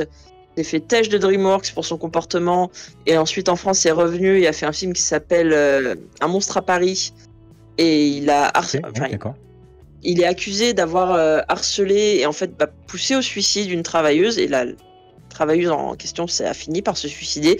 Il y a une enquête en cours depuis 2020. On ne sait pas où ça en est. On n'a pas d'infos, on sait rien, et on sait que le gars il est toujours en France et il bosse en parallèle. Alors, au dernier, il est au Canada. Il est reparti au Canada finalement parce qu'il était encore à Mopa l'année dernière. Donc, Non, c'était il y a 3 ou 4 ans qu'il était à Mopa. Il était à Mopa, je l'ai croisé quand je suis arrivé là-bas. Mais bref. Il est reparti du coup direct quand il y a eu les histoires. Et c'est un peu, je ne sais pas s'il s'est enfui, on ne saura jamais, mais voilà, il est reparti là-bas. Et quand l'histoire est sortie officiellement, d'ailleurs, il s'est fait dénamer d'un film même. J'ai entendu. J'ai entendu des propos comme quoi là il bossait en freelance pour des prods françaises. Ah, peut-être. Alors là, du coup, il est revenu discrètement. Voilà, mais pareil, à sourcer en fait, c'est plus des bruits de couloir qu'on a. C'est des infos qu'on se file un peu sous le manteau, mais il n'y a rien qui est mis en place pour nous protéger, pour prévenir des violences sexuelles en studio. Et même au-delà de ça, il n'y a aucune formation des équipes. Depuis 2021, pour le coup, le CNC oblige, pour avoir l'agrément du CNC, c'est-à-dire l'ouverture aux aides du CNC, que les producteurs, donc nos patrons et patronnes, soient formés, fassent une formation à la prévention et gestion des violences sexuelles en entreprise. Ça, normalement, ça inclut aussi le harcèlement moral, qui va au-delà du coup des questions de genre. Mais c'est une formation très courte, et surtout, ça forme des gens qui sont pas avec nous en plateau, qui sont pas dans l'open space avec nous. C'est cool qu'ils soient formés, mais moi, mon producteur, c'est un Pokémon rare. Si je le croise 3 fois sur ma prod, je suis content, tu vois. C'est les gens qu'il faut former, c'est les chefs de poste, c'est les chargés de prod, c'est les réalisateurs, c'est les gens avec qui on travaille au quotidien. Et là-dessus, il n'y a rien qui est mis en place pour nous encourager à le faire. Nous, on est en train de préparer un guide, justement, de toutes les formations qui existent, de comment s'y inscrire, parce que souvent, c'est pris en charge par des organismes spécialisés, type l'AFDAS, qui est un peu le CPF, mais pour les gens de l'audiovisuel. C'est des formations qui sont pas forcément parfaites encore, qui sont moi j'en ai fait 2 qui sont pas toujours adéquates pour le cadre légal à l'intermittence, parce que par exemple souvent il est question d'enquête interne, mais le temps que l'entreprise fasse l'enquête interne, nous on a fini notre contrat, donc on est déjà parti, c'est pas ouf. Mais on va essayer de faire ça parce qu'en fait on va combler un vide du secteur en disant ok il n'y a pas de formation, et on va dire aux gens il y a tout ça qui existe, ça vous coûte pas d'argent, ça peut être pris en charge par l'entreprise. Allez-y, et franchement, plus on sera nombreux et nombreuses à y aller, plus on n'aura même plus à gérer les violences sexuelles en entreprise parce que on les aura prévenus. On les aura vus, on aura vu les signaux faibles dès qu'il y avait des risques et on sera plus justement à se filer les noms sous le manteau de ah ouais, non, machin, il est craignos, faut pas l'embaucher, quoi. Il faut aussi exiger que les intervenants en école d'animation aient fait cette formation, parce que c'est pas possible d'avoir en école des gens qui font pas la part des choses entre l'admiration et l'amour, quoi. Ouais, non, parce que ce guide, ce serait à quelle échéance? Oula. Enfin, je dois vérifier le planning. Noir One, tu l'as en tête ou pas, la date? Je ne sais plus quelle date on avait calé. Je crois j'avais mis pour l'instant fin février, il me semble, sur le planning, parce que c'est moi qui suis à l'écriture dessus, mais on va le faire en guide BD, donc il faudra faire une phase de relecture après l'écriture, puis la mise en BD du guide, et ensuite le mettre en ligne. Donc oui, ça met un peu de temps, hein, mine de rien, ce sera pas avant février, clairement. En plus, on a déjà plein d'autres trucs déjà sur le feu, déjà démarrés. Et on n'est qu'une petite vingtaine dans l'assaut, donc on peut pas tout faire. On aimerait bien, il y a plein de trucs à faire, mais on peut pas tout sortir en même temps. Puis ouais, on prévoit large parce que typiquement, on a sorti le gros dossier sur les écoles qu'on a sorti là. On a mis plus d'1 an à le faire, selon les disponibilités des gens, selon aussi le moment pour le sortir, parce que il y a des moments où il était prêt, mais on avait déjà prévu de sortir au moins un papier important cette semaine-là ou une info importante. Et en fait, on voit bien que si on sort trop de trucs en même temps, ça se noie dedans, vu qu'on est présent que sur les réseaux sociaux et les gens ne voient pas passer. Donc on essaye d'étaler un petit peu pour sortir des choses toutes les 2 semaines, 3 semaines, mais pas tout en même temps, sinon c'est invisible. Pour info, tu as mis la deadline du post pour le 14 février, donc voilà. Pour la Saint-Valentin. Ah, pour la Saint-Valentin. C'est beau. J'ai même pas fait exprès. Peut-être qu'on peut continuer aussi sur les questions des représentations dans les studios. Comment on fait, un sujet un peu différent, mais comment on fait pour éviter la reproduction de schémas délétères avec des phénomènes, par exemple, de girl boss parfaitement cooptés par les systèmes déjà en place, avec cette fameuse phrase « une patronne est un patron comme un autre ». Comment on fait pour activement tendre vers de meilleures représentations dans ces studios, pour avoir aussi de meilleures représentations dans les productions, sans se faire capter, sans se faire absorber par toutes les structures et les dynamiques qui sont déjà en place dans ces boîtes-là? Wow, vaste question. Pas évident, d'autant qu'il y a... déjà, il faut rejoindre les quelques assos féministes qu'il y a dans le milieu. Il y a nous, il y a aussi Décolonisons l'animation, qui est une association, un collectif, de travailleurs et travailleuses non blanches dans l'animation, et qui est aussi du coup une asso féministe. Dans le Nord, on a les Filles en Feu, qui font beaucoup de l'aide à l'écriture pour les femmes qui voudraient développer leur projet. Et après, c'est vrai qu'on a une autre asso qui prend beaucoup de place dans l'anime, qui s'appelle les Femmes s'animent, mais qui est une association typiquement au noyau patronal, qui tend à évoluer aujourd'hui, dans le bon sens, mais qui est une association qui prend beaucoup de place parce que forcément, elle a le réseau patronal, elle a le réseau en festival, donc c'est elle qui va avoir des stands, c'est elle qui va être entendue par les médias, et ça prend beaucoup en fait de place par rapport à la voix des travailleuses qui, elles, peinent un peu plus à être entendues. Et du coup, ça rentre un petit peu dans le phénomène de girl boss, parce que les actions principales de cette association, c'est de faire des portraits de femmes dans l'anime, donc c'est de s'appuyer sur des acquis en fait déjà faits, et de faire du mentorat de femmes aussi dans l'animation, et donc qui favorise le réseautage, développer leur réseau, et ce qui est utile, mais ce qui remet pas en question en fait le système capitaliste et colonial qu'il y a dans colonial patriarcal qu'il y a dans l'animation de manière générale. C'est un peu comme on dit, l'écologie sans anticapitaliste, c'est du jardinage. Le féminisme sans anticapitalisme, c'est juste revoir les conditions marketing du patriarcat, mais c'est pas du tout, c'est refaire la peinture de la vitrine, mais c'est pas du tout péter la vitrine pour changer la donne. Norman, tu vas ajouter quelque chose, non? Non, je suis sur la même longueur d'onde. Je pense qu'on peut rajouter les syndicats peut-être, mais qui travaillent quand même. Certains, on va dire, au moins certains syndicats travaillent sur ces questions-là.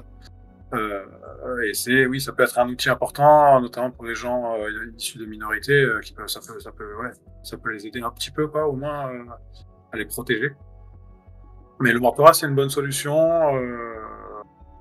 Voilà, ça existe très peu dans nos métiers. Savoir qu'avant, nos métiers étaient basés sur le mentoring. Hein, à l'époque, il n'y avait pas d'école d'animation. Et ça a beaucoup disparu au profit des écoles qui, elles appliquent, sont partie de nos sociétés, donc appliquent les mêmes biais que nos sociétés. Et oui, ça, c'est problématique. Surtout que c'est des écoles qui, pour la plupart, sont des entreprises, donc fonctionnent comme des entreprises.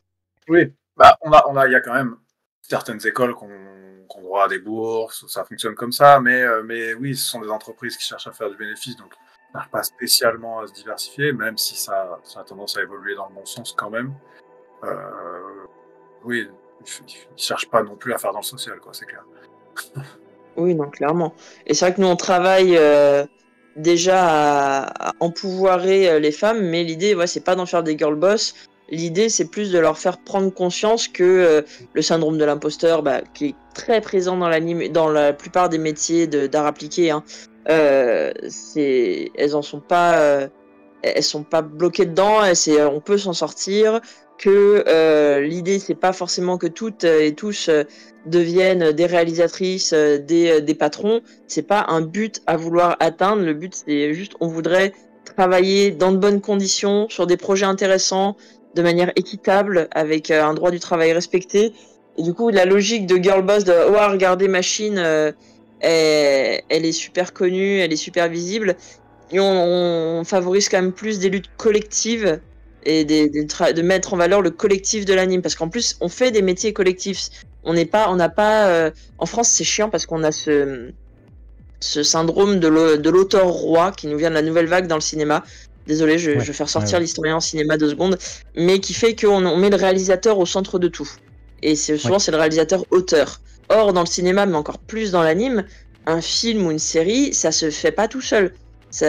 Autant un petit court-métrage, on peut avoir une équipe réduite, une pub aussi, autant une série ou un long-métrage. Non, c'est des équipes parfois qui vont jusqu'à plusieurs centaines de personnes, voire plusieurs milliers de personnes. Le film Mario chez Illumination, détrompe-moi un Arwan, je crois que c'était un millier de personnes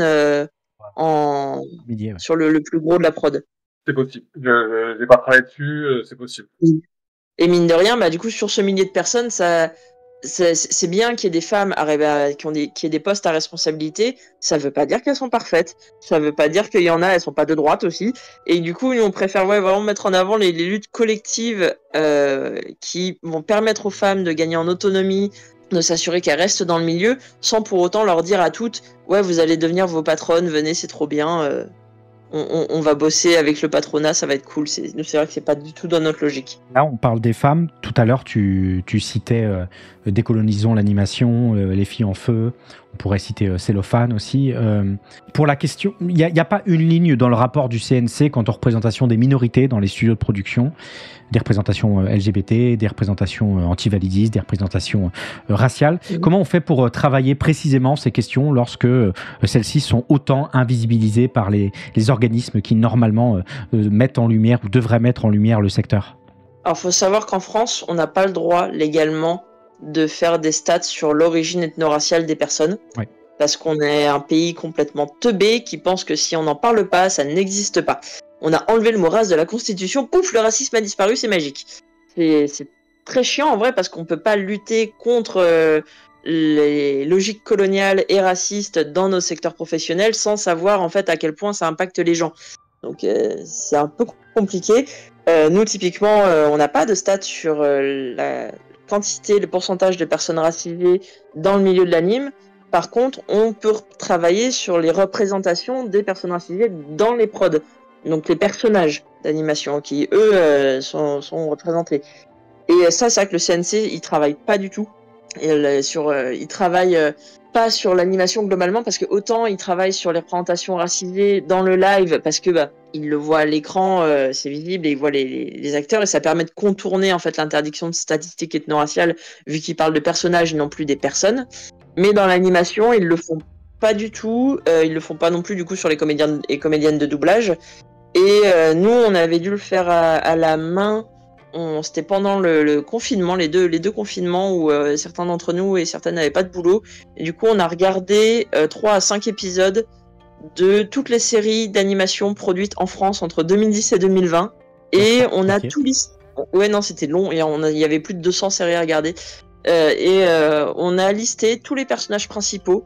on n'a pas fait les secondaires, parce que ça commence à faire beaucoup, pour voir, ok, qui est-ce qui est un personnage principal? Est-ce que c'est un garçon? Est-ce que c'est une fille? Est-ce que c'est un personnage valide, avec un handicap? Est-ce qu'ils sont LGBT? Est-ce qu'ils sont non blancs? Est-ce qu'ils sont blancs? Et on a tout listé, et en fait, on a soulevé plusieurs difficultés là-dedans, dans notre rapport, notre étude, c'est que même quand il y a des personnages principaux non blancs, souvent, en fait, leur origine ethno-raciale est ce qu'on appelle color wash. C'est-à-dire que, alors certes, ils sont pas blancs, mais alors ils sont pakistanais, marocains, et réunionnais, on sait pas, ils pourraient être de 40 pays différents, puisque souvent c'est des séries qui développent très peu leurs personnages, ce qu'on appelle des séries bouclées, c'est-à-dire qu'on peut regarder les épisodes dans n'importe quel ordre, donc les persos se retrouvent à avoir 3 traits de caractère principaux, et on voit peu leur environnement familial, leur environnement socio-culturel, donc bah ils sont pas blancs, mais alors ils sont pas forcément très diversifiés non plus dans leur représentation. En gros, c'est un truc où on prend le personnage blanc, on le met en marron et basta. Et je rigole même pas, hein, souvent c'est ça. Et par contre, on retrouve des persos non blancs dans nos productions, plutôt dans des personnages secondaires. Et c'est souvent ce qu'on appelle des tokens. Donc ils sont là un peu pour dire, c'est bon, on a fait le taf, regardez, on a mis un perso non blanc, ne nous faites pas chier, quoi. Et c'est des persos qui sont très stéréotypés, parce que ils sont secondaires, donc ils sont pas au centre de l'action. Et puis ils sont encore plus réduits à quelques stéréotypes de représentation. On avait par exemple le sidekick du gros rigolo, qui est un truc qui existait beaucoup dans les années 2000, début 2010, se fait progressivement remplacer par le sidekick du nerd à lunettes, qui à une époque était asiatique et qui là devient de plus en plus un personnage noir. Et nous on dit, cool qu'il y ait des nerds à lunettes. Alors, par contre, s'ils pouvaient ne pas être réduits à ça, ce serait cool, ce serait bien. De la même manière qu'il n'y ait aucun problème avec un personnage féminin qui aime les trucs assignés aux femmes de manière traditionnelle et qui aime le rose. Le problème, c'est qu'elle soit réduite à ça et qu'on ait que ça comme représentation. Donc nous, ça c'est du travail long terme. Hein. Ces études-là, c'est plus proche d'études universitaires qu'on fait. La première, on avait notamment été aidé par Mélanie Lallet, qui est une sociologue des médias, qui travaille, une des rares en France à travailler sur la production française d'animation, et qui a écrit 2 bouquins justement sur les représentations genrées dans l'anime en France. C'est du taf où c'est long, parfois un peu fastidieux, parfois un peu blasant, parfois compliqué, parce que justement, c'est pas clair de définir l'origine d'une personne.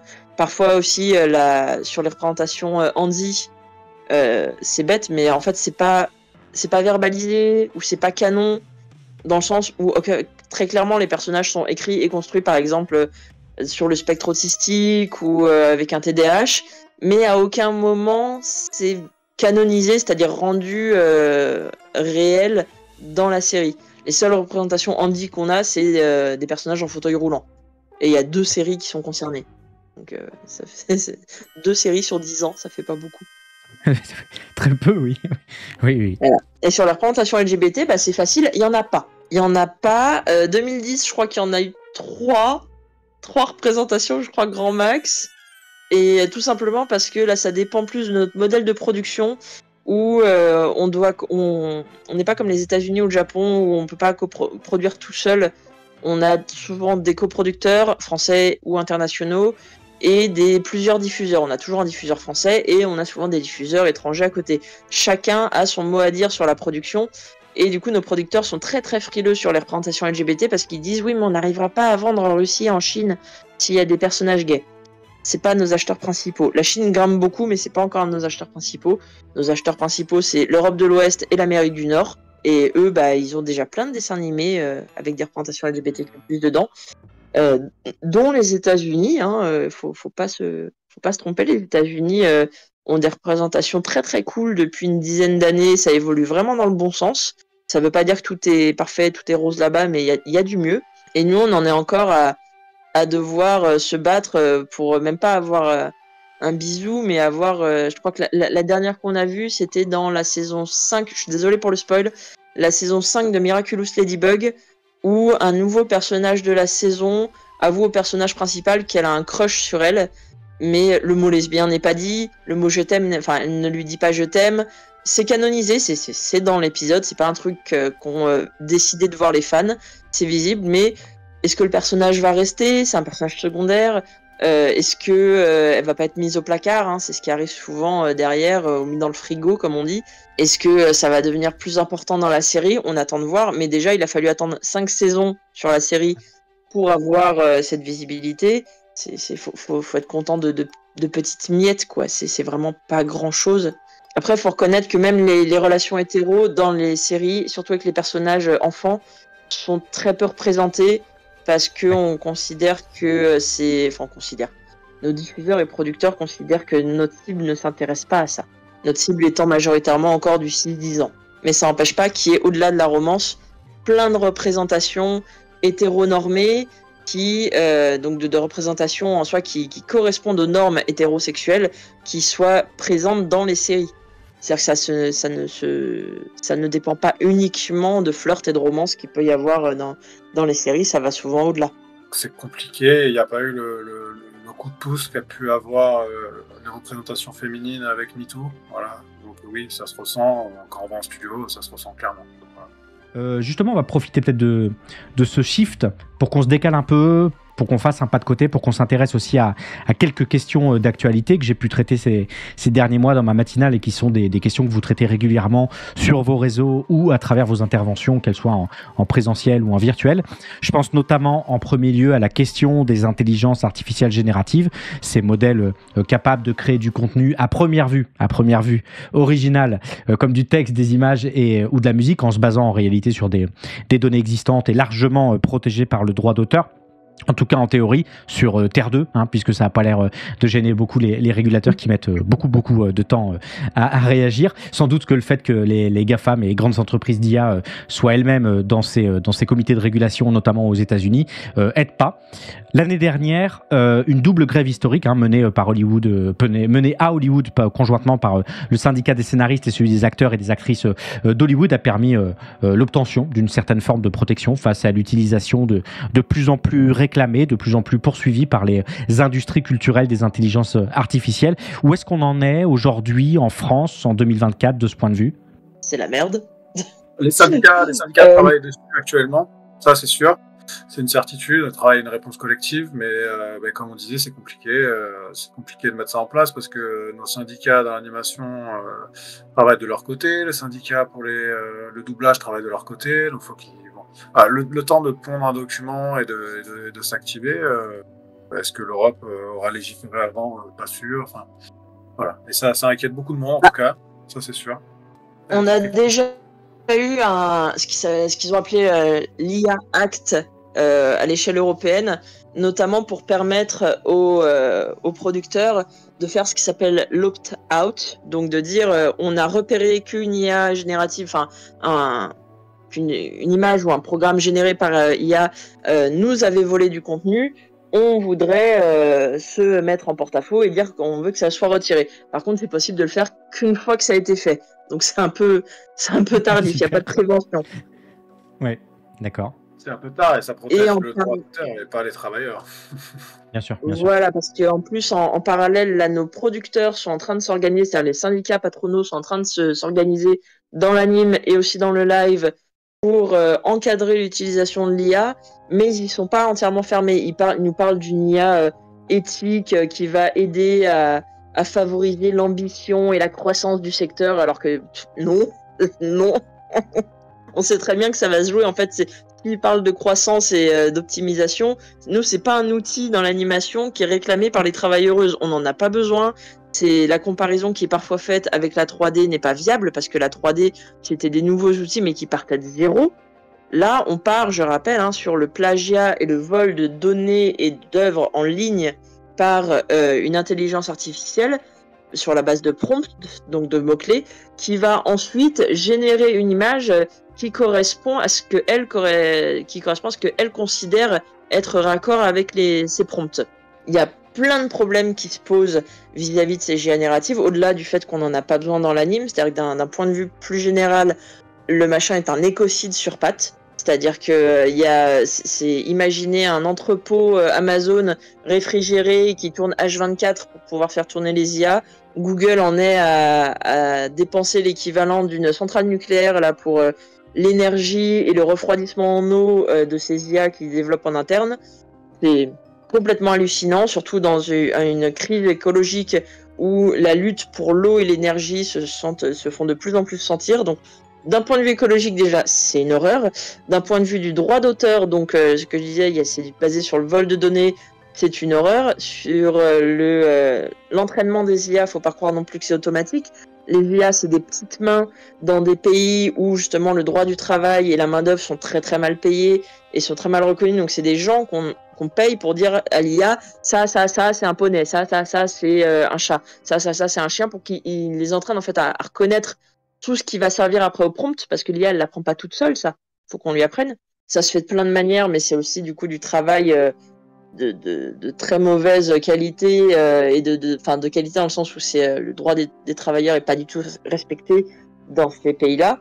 Et enfin, nous, dans notre secteur, ça implique une réduction du travail des artistes parce que ça va leur coûter moins cher aux prods. C'est sûr que de demander au patron ou à l'assistant de taper un prompt sur OpenAI ou sur ChatGPT pour sortir un script ou des images de Cara Design, c'est sûr que ça va plus vite et ça coûte moins cher que d'embaucher une personne dont c'est le métier. Par contre, ce sera moche. Ce sera moche dans le sens où dès qu'on regarde un petit peu dans le détail, on se rend compte que y a plein d'incohérences, que ça marche pas, que aussi on peut pas faire de retouches dessus.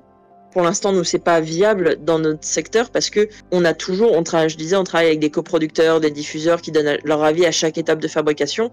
Une IA, on peut pas lui demander de faire une retouche. Une IA, si on lui demande une retouche, elle va repartir de zéro. Donc c'est très compliqué de bosser avec elle. Mais ça n'empêche pas qu'on le voit déjà qui arrive en studio et pire en école, avec vraiment des formations d'IA qui commencent. Les Gobelins commencent à proposer des formations courtes d'IA, et c'est pas les seuls, alors même qu'on n'a pas encore de législation française. C'est-à-dire, ils profitent de la mode un peu du truc en disant de toute façon pour l'instant c'est pas encore illégal pour faire ce qu'ils veulent avec et en profiter en parallèle pour dire regardez, c'est arrivé, c'est déjà là, c'est inarrêtable, donc on est obligé de prendre la chose avec l'époque quoi, et de s'y adapter. Et nous on dit non mais on veut pas s'y adapter en fait, on n'en a pas besoin, c'est pas un outil nécessaire et on peut faire très bien sans. La meilleure manière de faire une IA éthique et responsable, c'est de pas faire d'IA.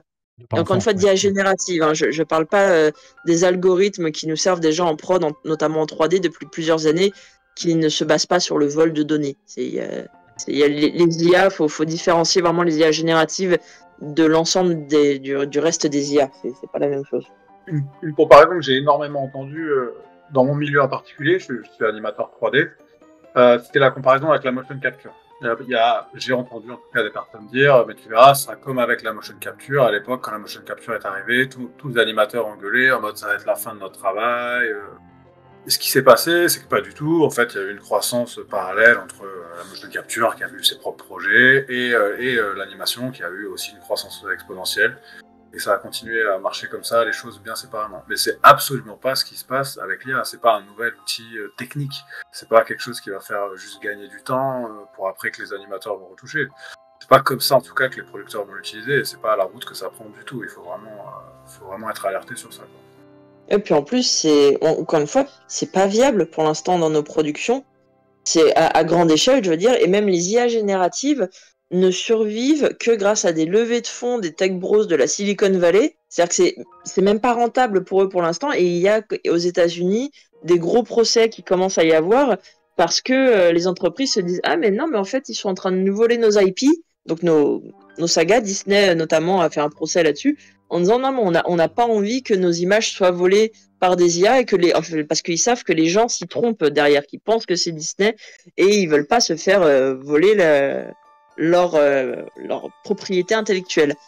Et il faut noter aussi qu'en dehors de notre secteur, je n'ai pas pensé à le dire, mais l'IA générative, c'est un outil monstrueux pour la désinformation. C'est vraiment excessivement dangereux. Donc vraiment au-delà de notre secteur à nous, on est contre parce que c'est vraiment l'outil qui permet les fake news, qui permet le deepfake, donc de représenter des gens en images et en vidéo alors que c'est pas du tout eux qui ont en fait été filmés, c'est créé de zéro. Et ça participe par exemple énormément au revenge porn qui est une pratique de mecs frustrés qui, quand leur meuf les quitte, créent du coup des vidéos, notamment avec des deepfakes, où ils les mettent dans des positions pornographiques, souvent très dégradantes, pour se moquer d'elles après en postant les vidéos en ligne. Il y a rien qui va. Vraiment, dedans, il y a rien qui va dans l'IA. Il n'y a pas une utilisation de l'IA générative qui soit éthique. À aucun moment, c'est viable. Ça coûte de l'argent, ça consomme de l'énergie, ça va contre les droits des travailleurs, contre les droits des minorités, et contre les droits du peuple, en désinformant le peuple et en lui brouillant les pistes de ce qui est réel ou pas. C'est pourri jusqu'à l'os. Même en dehors d'un usage malicieux, il faut aussi se rendre compte que l'IA se nourrit de nos sociétés, donc de nos biais, et qu'on véhicule une espèce de neutralité en disant l'IA c'est l'ordinateur, il n'a pas de biais. Ben, en fait, si, il se nourrit de nos biais, donc en fait, il va retranscrire nos biais. Donc il n'y a même pas de neutralité, même pour un usage non malicieux. C'est important de le dire aussi. C'est la merde, c'est ça que ça voulait dire en fait. D'accord, ok. On est hacké. Nous, on est hacké, oui. Ah ouais, je comprends bien, oui. On est hacké et en colère, on ne se laissera pas faire aussi. Ça, il faut le dire, et c'est pour ça qu'aussi on a besoin de gens et que les gens se révoltent contre cet outil. C'est quoi la place des intervalles dans ces luttes contre les intelligences artificielles génératives ? Nous déjà, on informe nos collègues. On informe de qu'est-ce que c'est, comment ça marche, comment ça commence à arriver dans le milieu. On a tendance aussi à faire du name and shame des entreprises, des écoles qui l'intègrent à leur prod et à leur cursus. On surveille les quelques lobbyistes du secteur qui s'y intéressent beaucoup et qui sont bizarrement beaucoup plus invités dans les médias. Et à terme, on se demande s'il faudrait pas qu'on essaye carrément de contacter peut-être la presse généraliste et de dire hey, les gars, on aimerait bien, là pour l'instant il y a eu un papier dans Arrêt sur Image sur le traitement par les médias des IA génératives, mais au-delà de ça, nous, ouais, on aimerait peut-être bien que... si quelqu'un de Blast ou Mediapart nous écoute, appelez-nous. On aimerait bien qu'un papier parle des IA génératives au-delà du secteur de l'anime, mais des dangers des IA génératives. Le grand public est complètement largué vis-à-vis de ces questions. Ils se rendent pas compte. On est au-delà du cliché du boomer sur Facebook qui se fait avoir par la représentation de Jésus crevette. Je sais pas si vous avez vu cette image en mode ouais, c'est trop beau. Des images complètement pétées créées par IA et que les boomers font beaucoup vivre sur Facebook parce qu'ils s'extasient devant. C'est rigolo, mais on est bien au-delà de ça. En vrai, c'est un vrai danger. On aimerait bien que les médias s'en emparent. D'accord, ok. Donc vous poussez à ça, vous travaillez à ça aussi. Ouais. Très bien. Peut-être pour passer sur un sujet un petit peu plus radieux, lorsqu'on s'est échangé quelques mails avant la discussion, vous m'avez dit que vous aimeriez parler de l'actuelle crise du film d'animation, de l'animation à l'échelle internationale. Est-ce que vous pouvez en dire plus ? Nouveau chapitre, c'est de nouveau la merde. Oui, il y a eu l'explosion d'une bulle spéculative, en fait, on peut appeler ça comme ça, où pendant un moment ça marchait bien, tout le monde a voulu se lancer dans l'animation, notamment l'arrivée des plateformes en masse. Tout le monde a surproduit et à perte, notamment Netflix. On n'a pas exactement les chiffres, personne ne les connaît, mais ils ont énormément produit sans faire de bénéfices. Et quand sont arrivées toutes les autres plateformes, voilà, ils se sont dit au bout d'un moment qu'il fallait réduire parce que c'était plus rentable. Ça a collapse avec aussi les grèves en même temps des scénaristes aux États-Unis. Ça a collapse avec l'arrivée des IA un peu tard, et ce qui fait que aussi l'inflation fait que beaucoup moins de production d'un coup, en fait. Pendant le Covid, tout le monde a investi dedans, et là maintenant, on arrive au moment où beaucoup de gens se retrouvent sur le carreau parce que des prods ont été annulés au dernier moment, sans vraiment prévenir. Personne ne l'avait vraiment vu venir, en fait. Voilà. Alors qu'il aurait pu avoir des signaux, en vrai, mais bon, c'est toujours facile de faire le procès après. Bien sûr, bien sûr.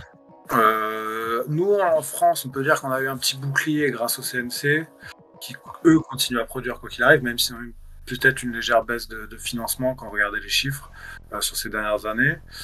Du coup, ça a un peu retardé l'arrivée de la crise chez nous, mais elle a quand même fini par arriver, parce que beaucoup de productions...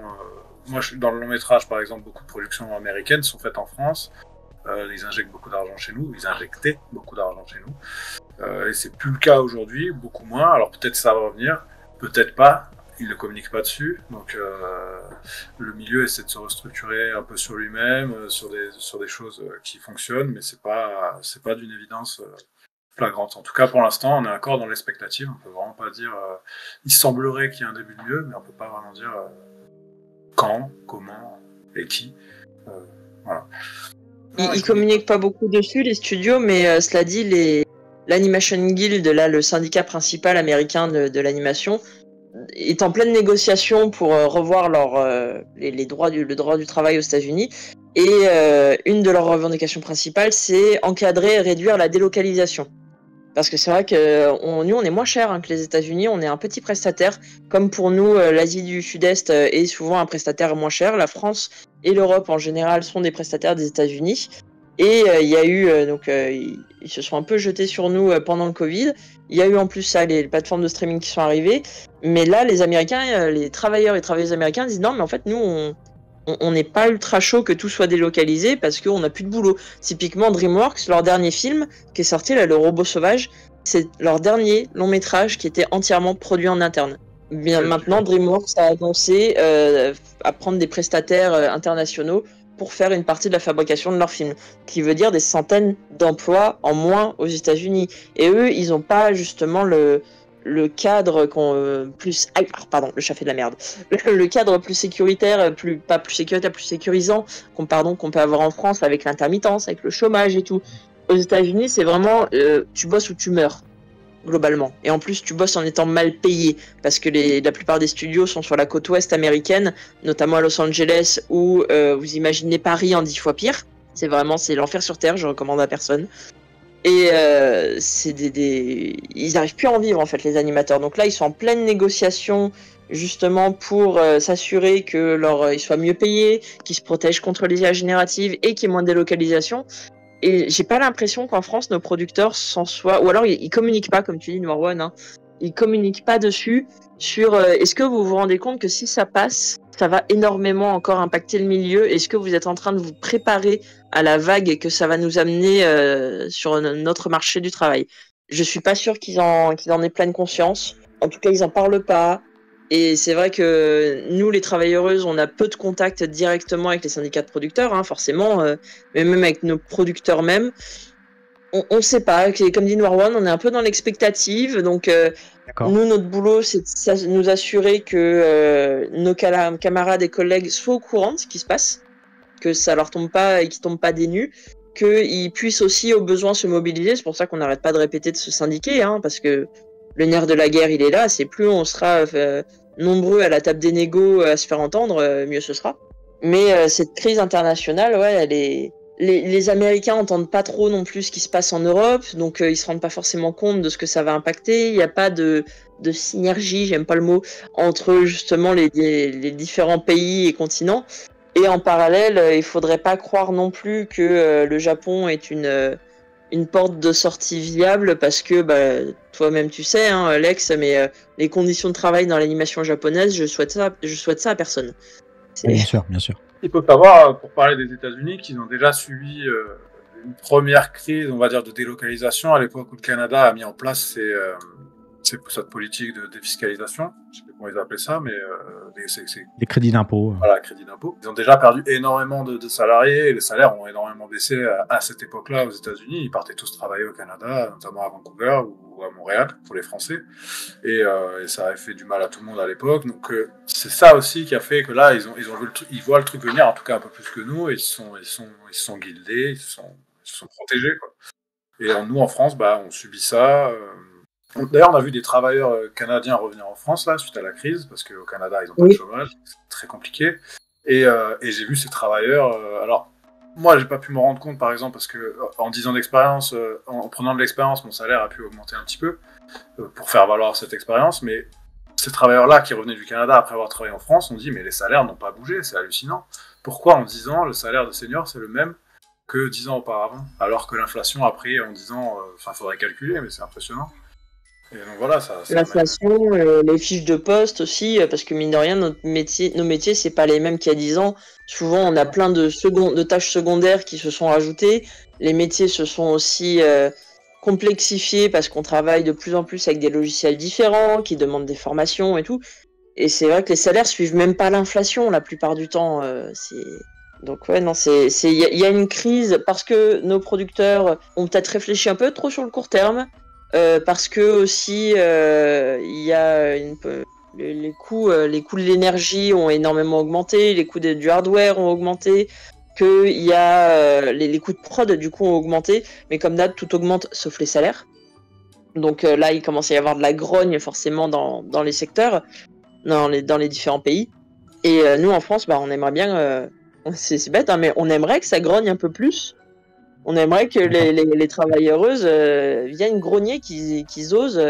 Point de vue perso, là, pas point de vue des intervalles, mais moi, je rêve d'une vraie grève. Il y a clairement des grèves à faire pour faire. Là, on a 2 studios quand même, 2 de nos principaux studios français qui sont en redressement judiciaire parce qu'ils ont mal géré leur thune. Genre, ils avaient de l'argent et tout, et juste, ils ont super mal géré leur argent. Et sauf que comme on n'est pas, contrairement aux jeux vidéo, où en ce moment, il y a des grèves aussi et des luttes, nous, on n'est pas en CDI, donc c'est vachement plus dur de faire des grèves parce que juste, on va nous compter en chômage technique et on va nous faire des avenants à nos contrats et nous dégager des projets.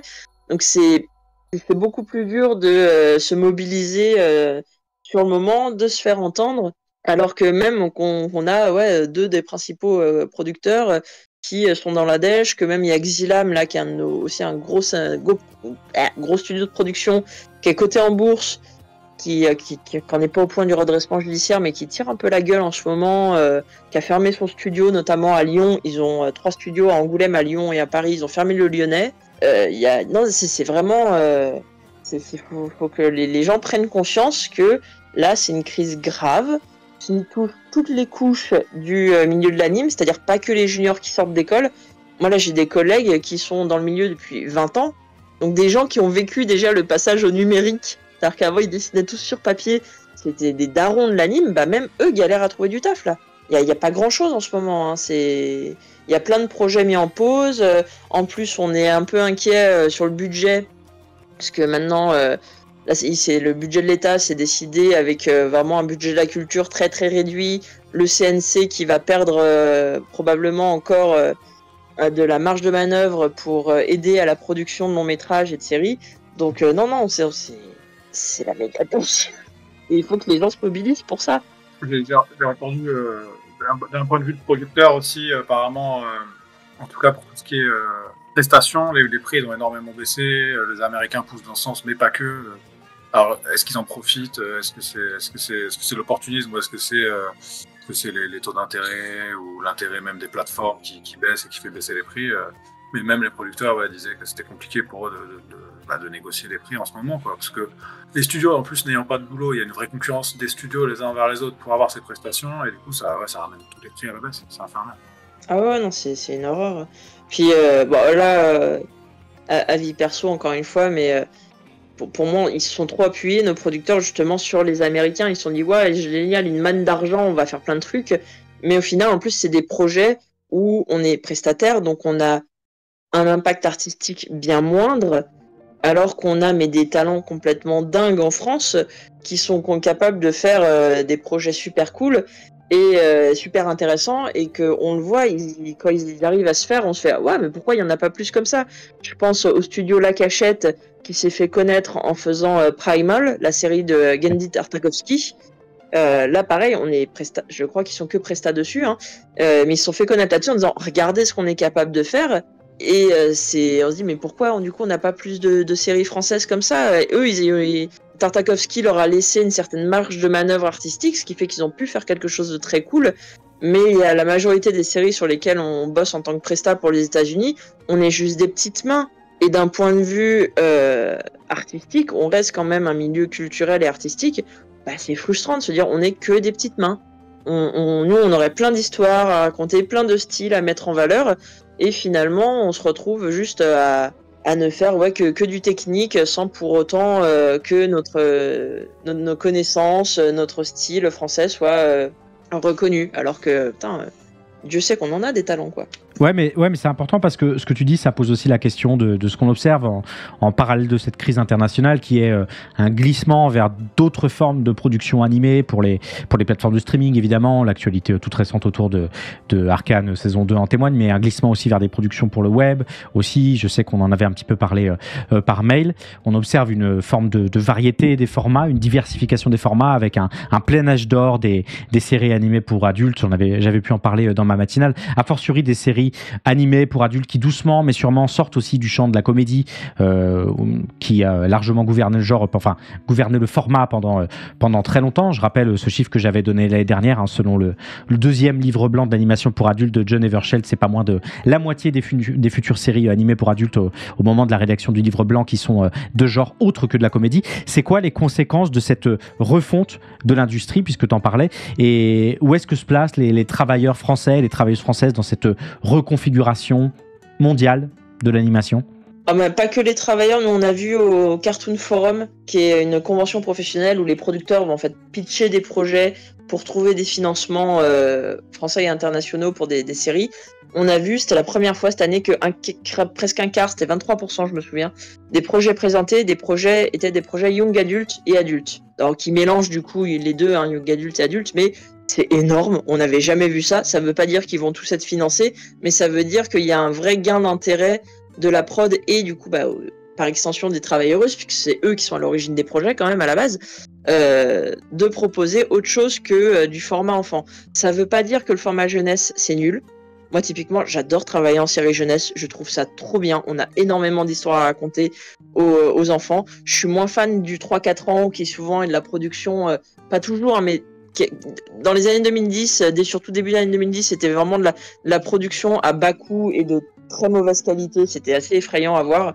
On en est doucement sorti là, c'est moins en moins le cas. Mais l'anime adulte, j'ai envie de dire, il serait temps que les producteurs et les distributeurs se rendent compte que oui, il y a un public adulte, que en fait ça fait 15 ans qu'il y a un public adulte, mais là il s'est carrément développé parce que toute notre génération, celle des millennials, qui a regardé énormément d'animations, notamment japonaises étant plus jeune, a continué à en regarder adulte.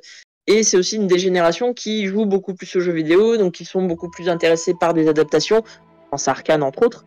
Moi j'ai bossé là sur une adaptation d'un court-métrage de Genshin Impact pour Oyo, du coup, du jeu sur mobile, et ça aurait jamais pu se faire il y a 10 ans, par exemple, ce genre de projet. Et c'est du adulte ce qu'on a fait, c'est pas du tout une cible jeunesse particulière. Et c'est un truc qui arrive, mais là c'est plus les distributeurs. Quand je vois les chaînes françaises, elles sont encore super frileuses et elles disent non, mais on n'a pas de créneau, on sait pas comment le vendre, et ça se voit sur les longs métrages. Et on sait pas en France vendre du long métrage adulte animation parce que les distributeurs et les exploitants, ils disent mais non, mais si c'est animation, c'est famille. Et alors non, non, pas du tout, pas forcément. Et ils arrivent pas, en fait, il y a un blocage au niveau de la distribution, de la vente et de la mise en valeur de programmes adultes, alors que le public, il est là. Encore une fois, le public, il est là, il est existant et il est demandeur. Et ça se voit parce que Arcane marche super bien. Ça se voit aussi parce que les États-Unis l'ont compris et là, on produit de plus en plus de séries, que ce soit de la tranche de vie à la Archer, à la BoJack Horseman, à la Tuca et Bertie, des séries ou à la Inside Job en soi. Est-ce que ça compte comme de la tranche de vie Inside Job? Oui, vaguement. Que ce soit ça ou des projets hyper ambitieux de SF comme Scavenger's Reign qui a été complètement dingue à regarder, ou du Infinity Train qui a été annulé très malheureusement après 2 saisons alors que c'est 3 saisons, je sais plus. Alors que c'est une série qui est géniale et les États-Unis le comprennent. Ça veut pas dire que c'est une manne dans laquelle il faut piocher, mais nous, nos distributeurs, diffuseurs, exploitants, ils sont encore très, très, très tatillons. Ils sont là, genre, on sait pas trop quoi en faire, on sait pas trop comment le vendre. C'est pas une porte de sortie gagnée pour sortir de la crise, en tout cas. Ouais, peut-être qu'on peut parler des chaînes de télé. Enfin, pour moi, c'est un héritage des chaînes de télé, ça. Après, peut-être pas que, parce que c'est vrai qu'au cinéma, nous, on est clients de ce genre d'animation, on en veut. Et pour habiter en province, c'est très dur d'aller voir au cinéma des films d'animation, même en VO déjà. Alors, des films d'animation adultes, ouais, souvent ça passe sur des formats très très courts. Faut être rapide. Faut aller voir direct à la sortie ou se déplacer pour aller dans des cinémas d'arrêt essai, quoi. Et c'est vrai que c'est pas normal. Après, j'ai l'impression que ça évolue quand même aussi. On a grâce au Festival d'Annecy, grâce au CNC, on peut produire. Il y a eu J'ai perdu mon corps il y a quelques années qui a été un vrai succès. Mars Express cette année qui a été cité là dans le chat. Voilà, on a quand même des bons exemples qui donnent de l'espoir dans ce sens-là, et je pense qu'en tout cas, en France, on a un créneau sur ça qui devrait, à mon sens, se développer. Voilà. C'est plus un souhait qu'une prédiction, mais... Et moi, ce que je vois aussi côté distributeur, quand on cause à Annecy avec certains d'entre eux, qu'il commence à y avoir aussi une ouverture pour comprendre que le familial, c'est pas juste du jeunesse où les adultes vont accompagner sans soupirer tout du long, c'est du vrai format familial. Je pense à Linda veut du poulet, qui est sorti l'année dernière. Oui. C'est un vrai format familial qui est super fun pour les adultes et aussi super fun pour les enfants. Je pense à Flo, là, qui est sorti récemment, qui est un film muet déjà, ce qui est complètement... Alors, il n'est pas français, mais c'est un film muet d'animation, ce qui est quand même déjà complètement dingue. Et les distributeurs ont essayé de l'adapter pour préciser un peu la cible. Le film s'appelle juste Flow, F-L-O-W. Et le titre français, c'est Flo, le chat qui n'avait pas peur de l'eau. Et ça le ramène un petit peu à une cible jeunesse, alors que typiquement, c'est un film familial dans le sens où les enfants peuvent le regarder, mais c'est un film... moi, typiquement, j'emmène pas un enfant de moins de 8 ans voir un film muet qui dure 1h30. C'est long. Oui. 1h30 de muet. Et ça, là, pour le coup, c'est un film familial, donc pour cible large, mais ils auraient pas pu le vendre comme un film adulte. Ils peuvent pas le vendre... Il y a des films genre Flea, Joseph, même si on revient à plus ancien avec Persepolis, c'est des films qu'on n'a pas su vendre. On sait pas quoi en faire. Et surtout, c'est des films derrière qui ont très souvent, Persepolis à part, mais c'est des films qui ont souvent aussi beaucoup moins de budget, parce que comme ils vont être plus difficiles à vendre, on a moins d'argent pour les faire. Pour revenir sur Flo, c'est vraiment un ovni qui est intéressant à mettre en avant. C'est que, comme tu disais, c'est un film muet.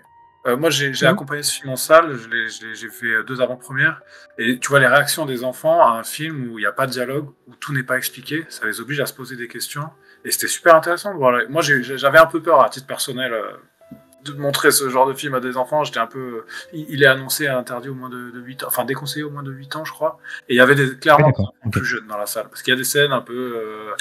pas violentes, mais ils se bagarrent un peu, les animaux, ça peut être impressionnant, on va dire. Et je pense qu'il y a un travail à faire sur l'éducation aux médias, où on est trop habitué aux médias américains notamment, où pour les enfants, en tout cas, on explique tout, on a tendance à tout expliquer. Alors que les enfants, ils n'ont pas forcément besoin qu'on explique toujours tout. Et ça pourrait, en tout cas, aussi aller dans ce sens-là.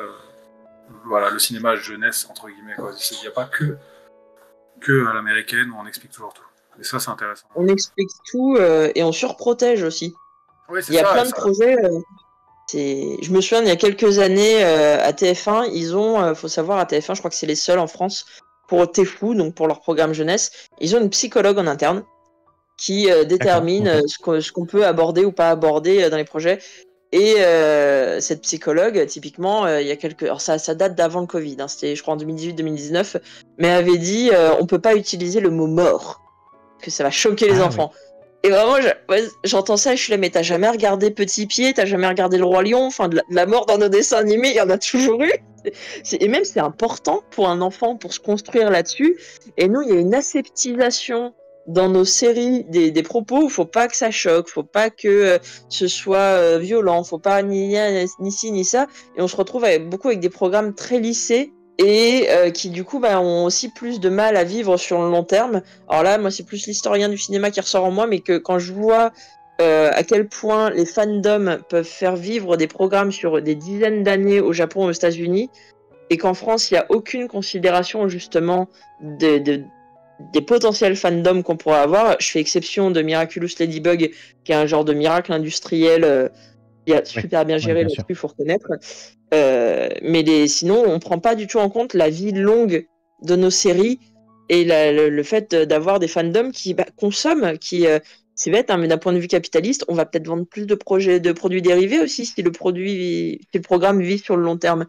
Ce qui fait qu'on fait des programmes, pas que pour ça, mais qui sont quand même assez lisses, qui sont pas feuilletonnants, c'est-à-dire qui n'ont pas de fil rouge sur l'ensemble d'une saison, et qui sont un peu, comme disait le patron de TF1 dans les années 90, du temps de cerveau disponible pour beaucoup. C'est mignon, c'est gentil, mais ça se regarde et c'est aussi vite vu, aussi vite oublié. Et ça, c'est un truc que nos producteurs, ils n'ont pas envie d'entendre parce que ils survendent leurs séries. À les entendre, on est tous en train de faire des arcanes, mais il y a quand même beaucoup d'essais. Quand on dépiote ce qui se produit, la plupart des projets qu'on voit passer, ils sont pas ni bien ni mauvais, on met c'est ouais, ok, vu et revu. Enfin, on les a déjà vus 40 fois, ça sort pas du lot, c'est plan-plan. Et pour moi, une vraie porte de sortie qui pourrait y avoir, même pas forcément de la crise, mais pour un nouvel âge d'or de l'anime en France notamment, ce serait d'entendre les fandoms, d'entendre que ouais, il y a des fans adultes, il y a des fans enfants, que ça peut faire vivre les projets, ça peut faire vivre les séries sur le long terme, et que du coup, il faut les entendre à un minimum et les prendre en compte. Alors pas en compte, pardon, putain, je sais plus parler. Alors pas forcément au point du Japon où les fandoms ont parfois droit de vie et de mort sur les animés, où là, faut calmer un peu le jeu, c'est l'inverse. Mais il y a un équilibre à trouver qui, à mon sens, serait très bénéfique pour le secteur. Écoutez, on a dit pas mal de choses. Je vous propose qu'on glisse doucement vers la fin de la discussion, parce que cette dernière demi-heure était très positive. Donc, je vous propose... Désolé. Non, bah non, de toute façon, il faut absolument... C'était aussi le but, l'objectif que d'en parler. Pour clore la discussion, moi, j'ai 2 questions pour revenir sur les intervalles. Un, comment est-ce qu'on peut participer aux intervalles, aider l'association, travailler, militer à vos côtés? Et 2, quels sont vos projets pour les prochaines semaines, les prochains mois, et même pour 2025 de manière plus générale? Si vous aimez l'anime, faites-nous des dons, parce que mine de rien, pour l'instant, on n'a pas de subvention, quelle qu'elle soit. Et on n'accepte pas des aides de studios ou d'écoles, vu que quand ils font de la merde, on leur met le nez dans la merde, donc forcément on va pas leur demander d'argent en parallèle, ce serait bizarre. Donc on dit jamais non à un petit peu de thunes pour pouvoir faire plus d'événements, organiser des déplacements, payer peut-être aussi nos artistes, hein, parce que mine de rien, quand on fait des guides, on le fait bénévolement, mais à terme, si on pouvait payer les gens, ce serait encore mieux. Si les gens sont intéressés, ils peuvent essayer de nous rejoindre. On est ouvert à des profils qui ne sont pas issus du métier de l'animation. Par contre, faut pas hésiter. Va peut-être falloir faire une petite mise à niveau s'ils veulent nous rejoindre et qu'ils bossent pas dedans pour connaître les bails un peu, comment ça fonctionne, tout ça. Ils peuvent rentrer tout le monde peut rentrer dans l'asso, c'est bénévole. On est à hiérarchie horizontale. Pour l'instant, on n'a pas de local. On est sur un Discord et où on échange dessus quand on peut, en plus d'une réunion mensuelle où on parle des sujets d'actualité. Et sur les objectifs à venir, on a déjà plein de trucs, plein de papiers, de guides, de tutos prévus pour jusqu'à mars-avril 2025. Et après, on a des projets plus long terme. On en parlait hier à un événement professionnel, mais par exemple, peut-être avoir des locaux dans les gros pôles d'animation, ce serait bien. Mais là, c'est loin, c'est même pas 2025, ce sera peut-être plus 2027, 2028, je sais pas.